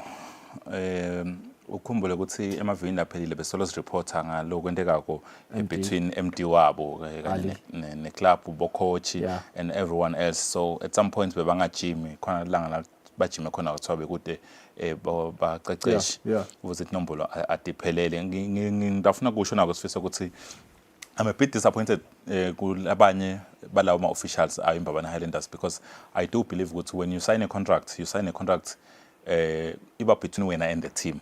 Yeah. Not MD, not Banban. You don't sign a contract between wena na MD ukuthi makahamba MD ukuthi nawe uyahamba. But when ama commitments akho la lapha kule contract akuwe ne team. Yes. So kuva labanye ama officials asho kanjalo and ufind ukuthi say match there basaye gaming because bathe kunenkinga na kuphi kuphi. So ngeke basaye. Ngicabanga nje ukuthi it's disappointing to see something like that happening kule level lesikuyo yebhola. But it is so sad ukubona kwenteka lokho Sifisa nekuva ukuthi kusene badlali basangakatholi badlali basangakapheleli bonke. But the beautiful thing is bakhonile kuhlanganisa leyo team bahamba badlala and they won. Ngisho baqhuda. So question marks raised against the Young Buffaloes. Leyo na ijima kabili ngelanga at most against I team le ilena le ngisho kanjalo. Akufuni kuhlangana ukuthi kuconze, but I'm saying it's a beautiful thing those winning because Sunday is I know we'll get into it, but Sunday we are good derby. Of course. So you want we are good derby my team onke a winner kahle. So logo winning the Highlander, I think itaba nigeta advantage more itaba nigeta confidence my friends would say at decide to get the stadium. Yeah. You know, certain zaba yekuda, you know, scoring 2 goals with a team that is so disorganized against a team no sure with Ichimaga building and Langa and team then a 50% winning percentage so far this year. They've played 6 games, they've won 3, Young Buffaloes that is. What do we make of Highlanders going forward? Yes, this game no it's in you're expecting them to badlale ngevika ngoba idabi, but you know, do you think they still have a chance to fix their issues and compete, considering Guts Basa number 10? Yeah? Of course, it's so. The thing is, Ipola, Ilula at some point, because if Highlanders can win the next 3 games, by top 5 or something. If you can just win your next 3 games, it's inconsistency. It should be 5 wins for them. Yeah, mabanga win just some few games from Lankala Con. Batakuma baye etulbuka ukuthi lama point akaseko lamakhulu kangakanani ukuthi ungaze ukhale kangaka Sifisa. Look at the point difference from the Highlanders lena 7 points to Swallows lena 15 points or rather 16. Akusema ama point lamakhulu, akusema igap lenkulu le.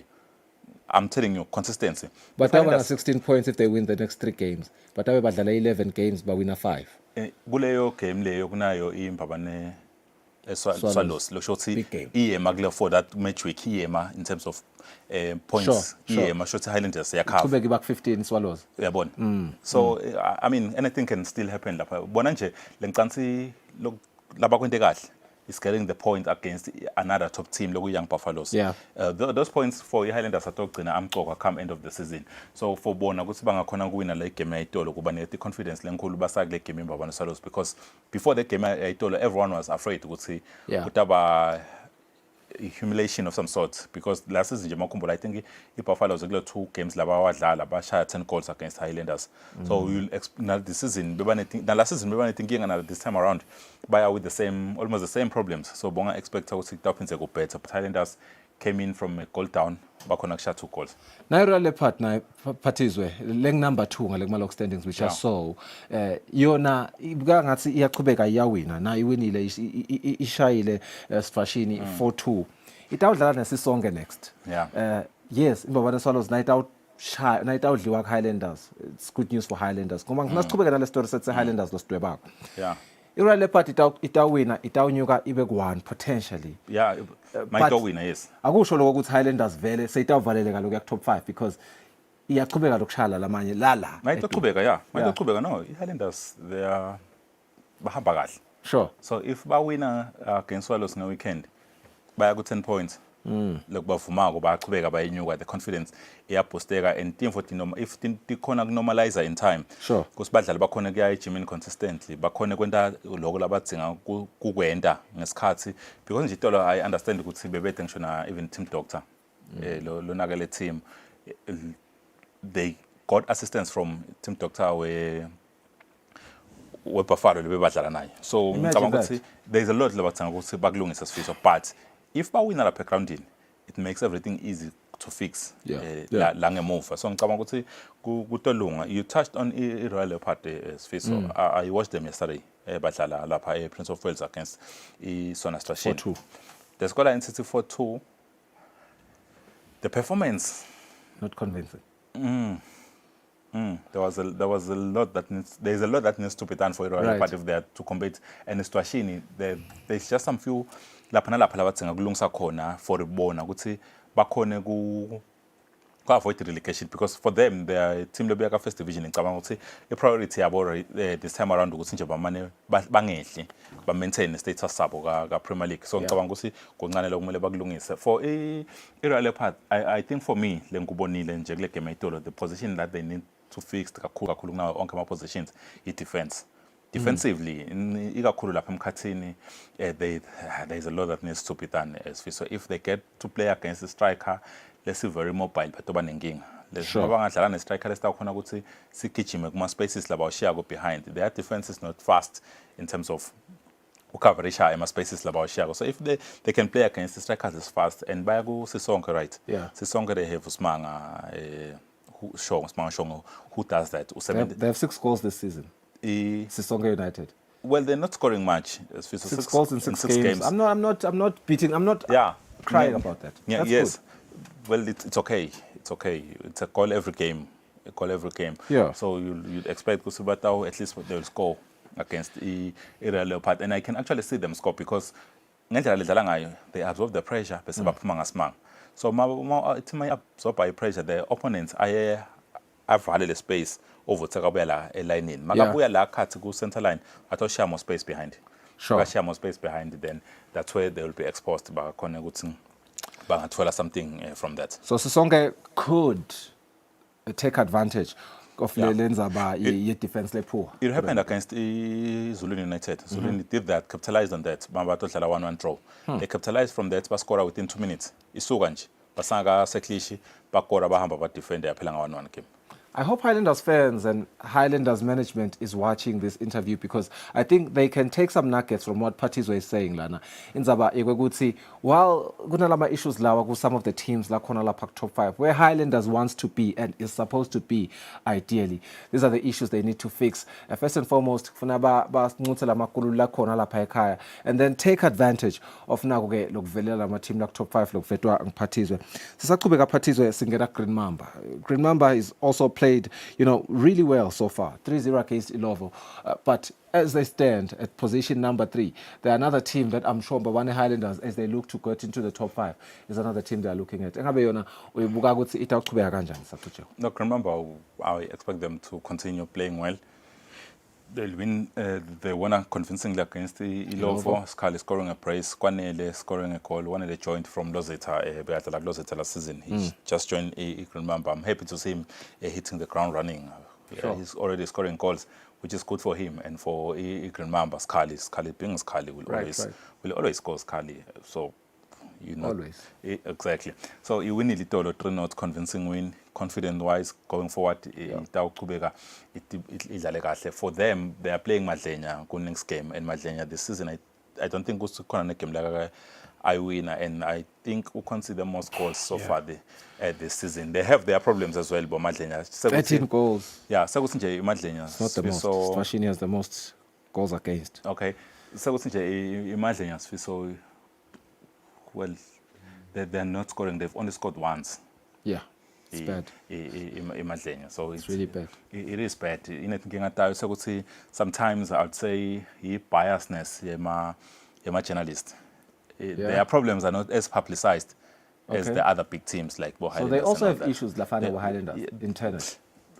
I wouldn't say it's not really good to afana nabo Highlanders in the sense yokuthi kuyabangwa yini umphathi wabo waba netinkinga. I think we saw my papers ukuthi he got himself involved in some things, and you know kwendeka lokho kwendeka, but maqala nje season it wasn't allegations because bese kuphumile ne ruling yako konke. Okay. For a fact, but, as a matter of fact, he was not. I'm not sure if he's back now, but my car season Begasolo angekho. As far as I the last time I asked, Begasolo angekho. So you understand why they are a bit struggling to play, and it will be really amazing to see if they will finish even the season.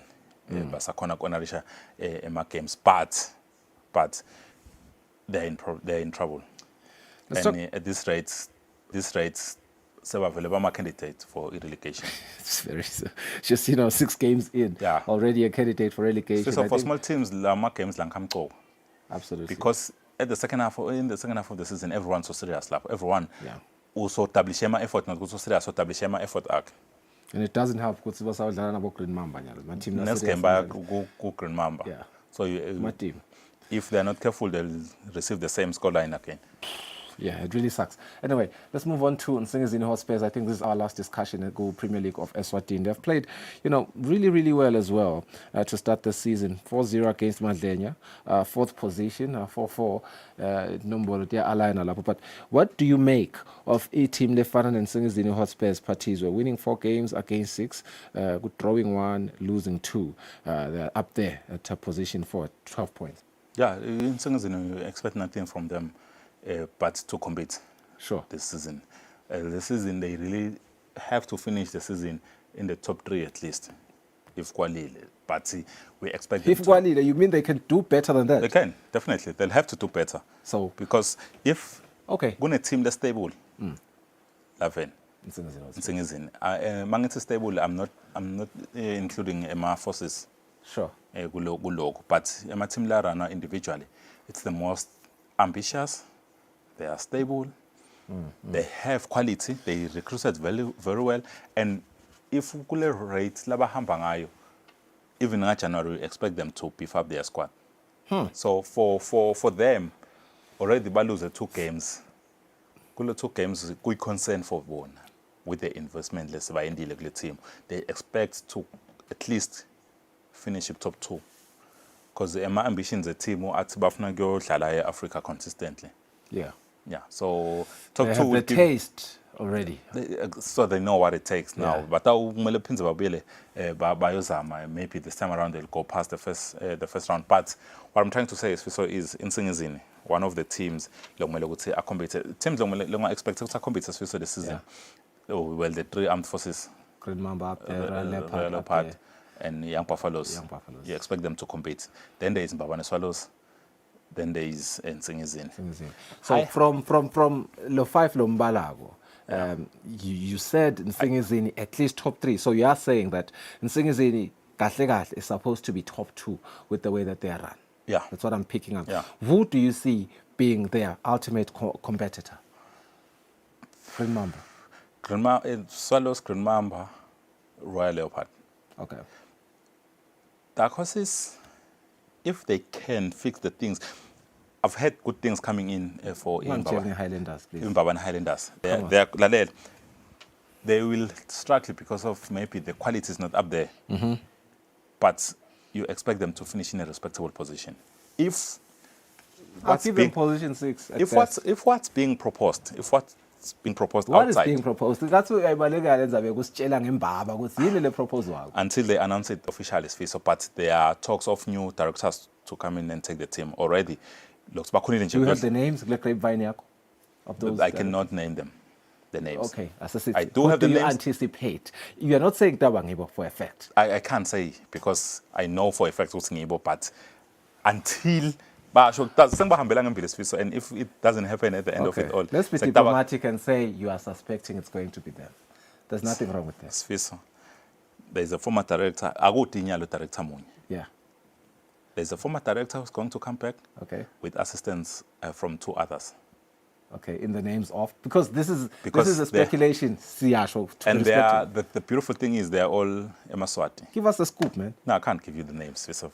I'll find myself in trouble. But but the thing is, you're a sports journalist. I suppose everyone is talking about that, but you are also just being diplomatic. it's not everyone for now. It's hush thing, and I can only be able to talk once I know for a fact. Okay, so I knew.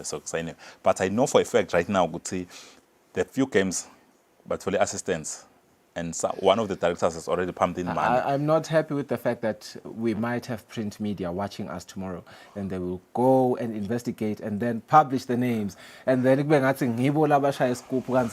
could have the scoop, but there's nothing wrong with that. No one can. I know, but at this point, I'm sure I'll find time and say. Okay.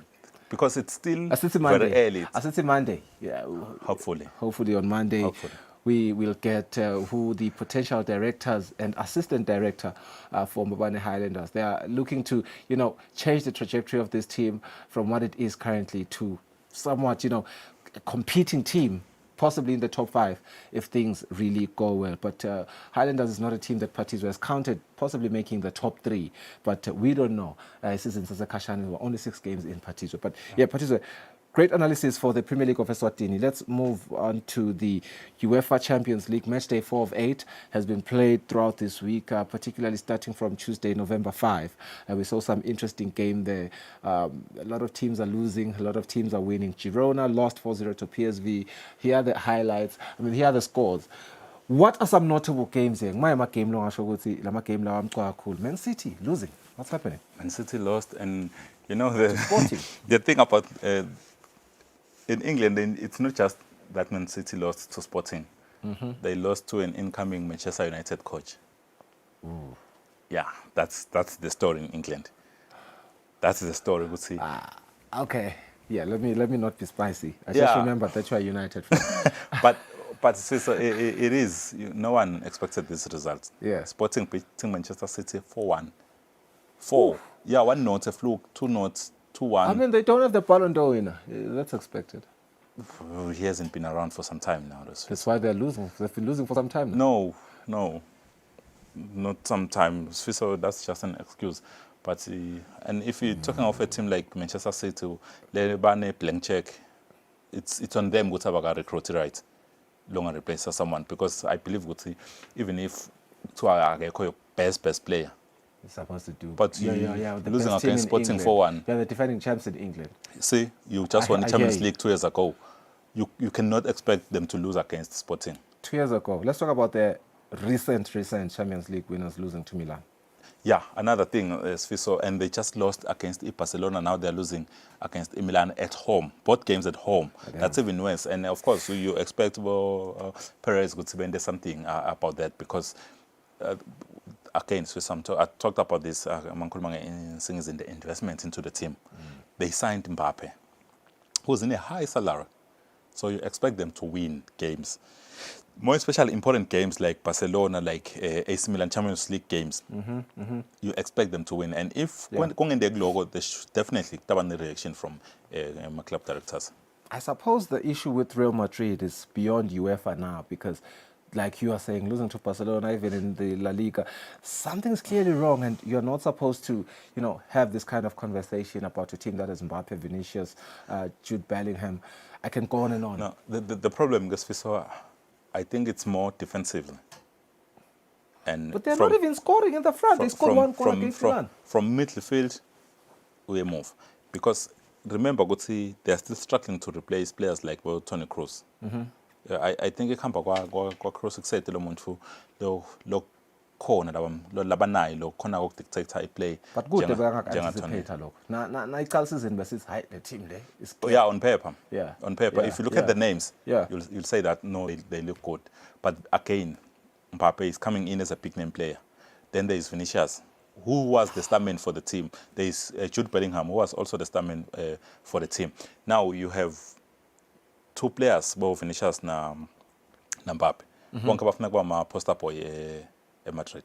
So there's an equal battle there. I watched some of their games. I'm following their performance. Ukhanza ukuthi kunema incidents lapho khona bangaphaselani khona. Uvuthi someone was in a better position, but nalo yofuna le glory kuthiwa Mbappe won it for Madrid, Ban won it, and there's Rodrigo still in the picture again.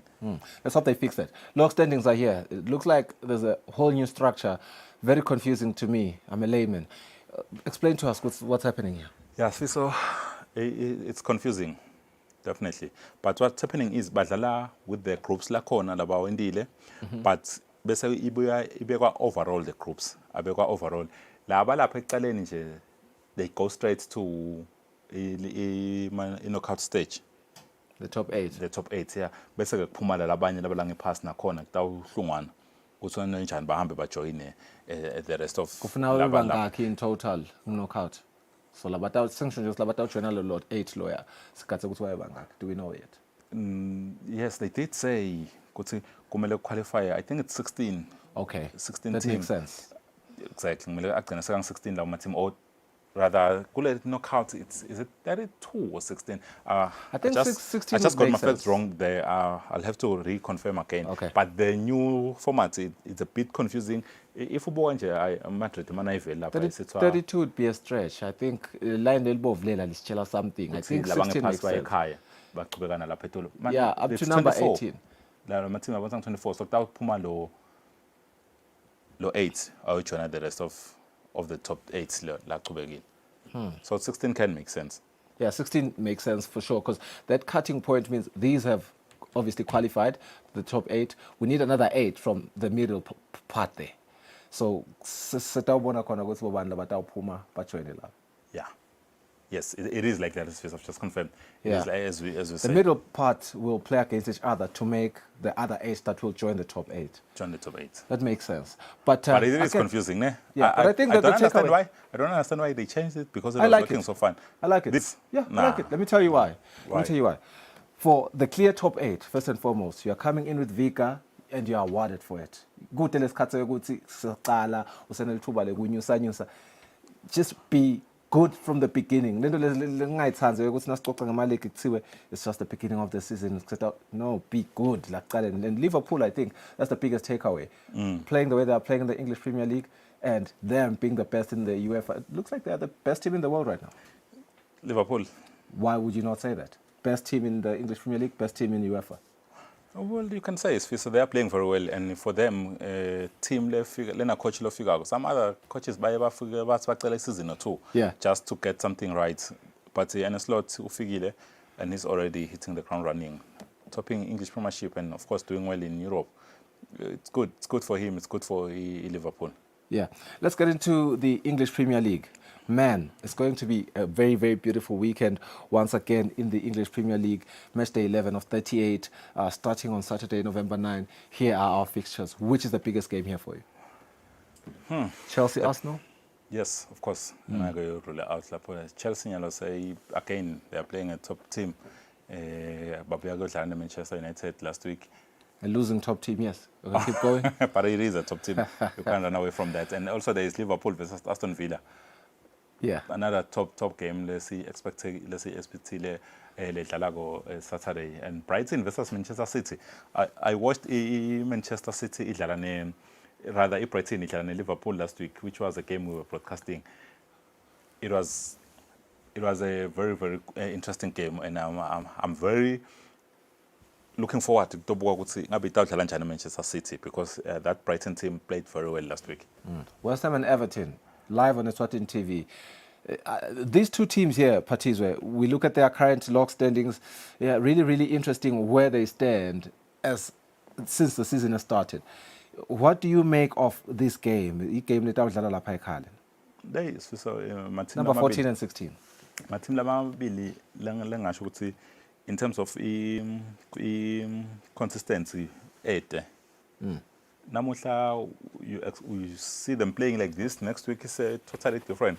West Ham nje kakhulu sifiso baya consider kakhulu bong 2 as a matter of fact, because nje West Ham I think ibiya consider 4 goals ku last game laba idlalile against Nottingham Forest.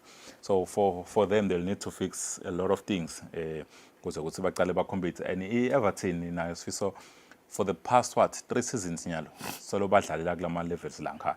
Everton it's a decent team, not a top team but a decent team. Bebavame ukucesa bo top 8. Yeah. Makubhethile top 10 but nyalo bakhanza lena the other season ba avoid a relegation ku last game by kuba win the last game ba avoid the relegation. So for them team fathi hambi kahle, they will need to improve, and what better game to start improving uqale kuna West Ham. Really tough, considering you just lost to Southampton last week, and Southampton is number 19, one of the worst teams so far in the league. So West Ham, Everton, yes, a game to watch. It's the English Premier League anyway. Every game is a game to watch. They're also defining for the log standings at the end of the day. But yeah, it's the Nottingham Forest and Newcastle game. We want to discuss that game for many reasons.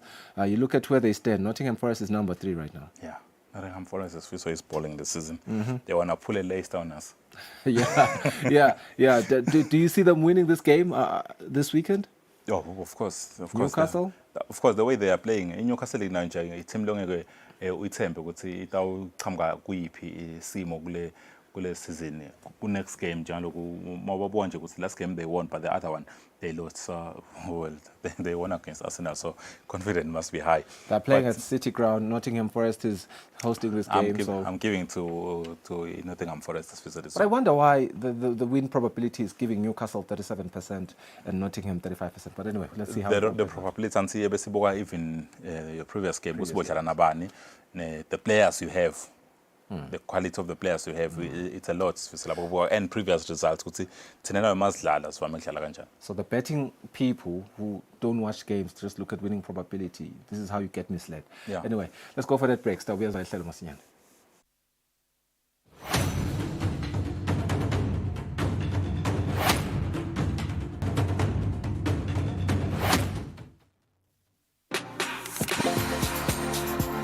It's another popping Friday evening right here on Friday Night Lights, baby. This is the platform for the coolest DJs in the kingdom.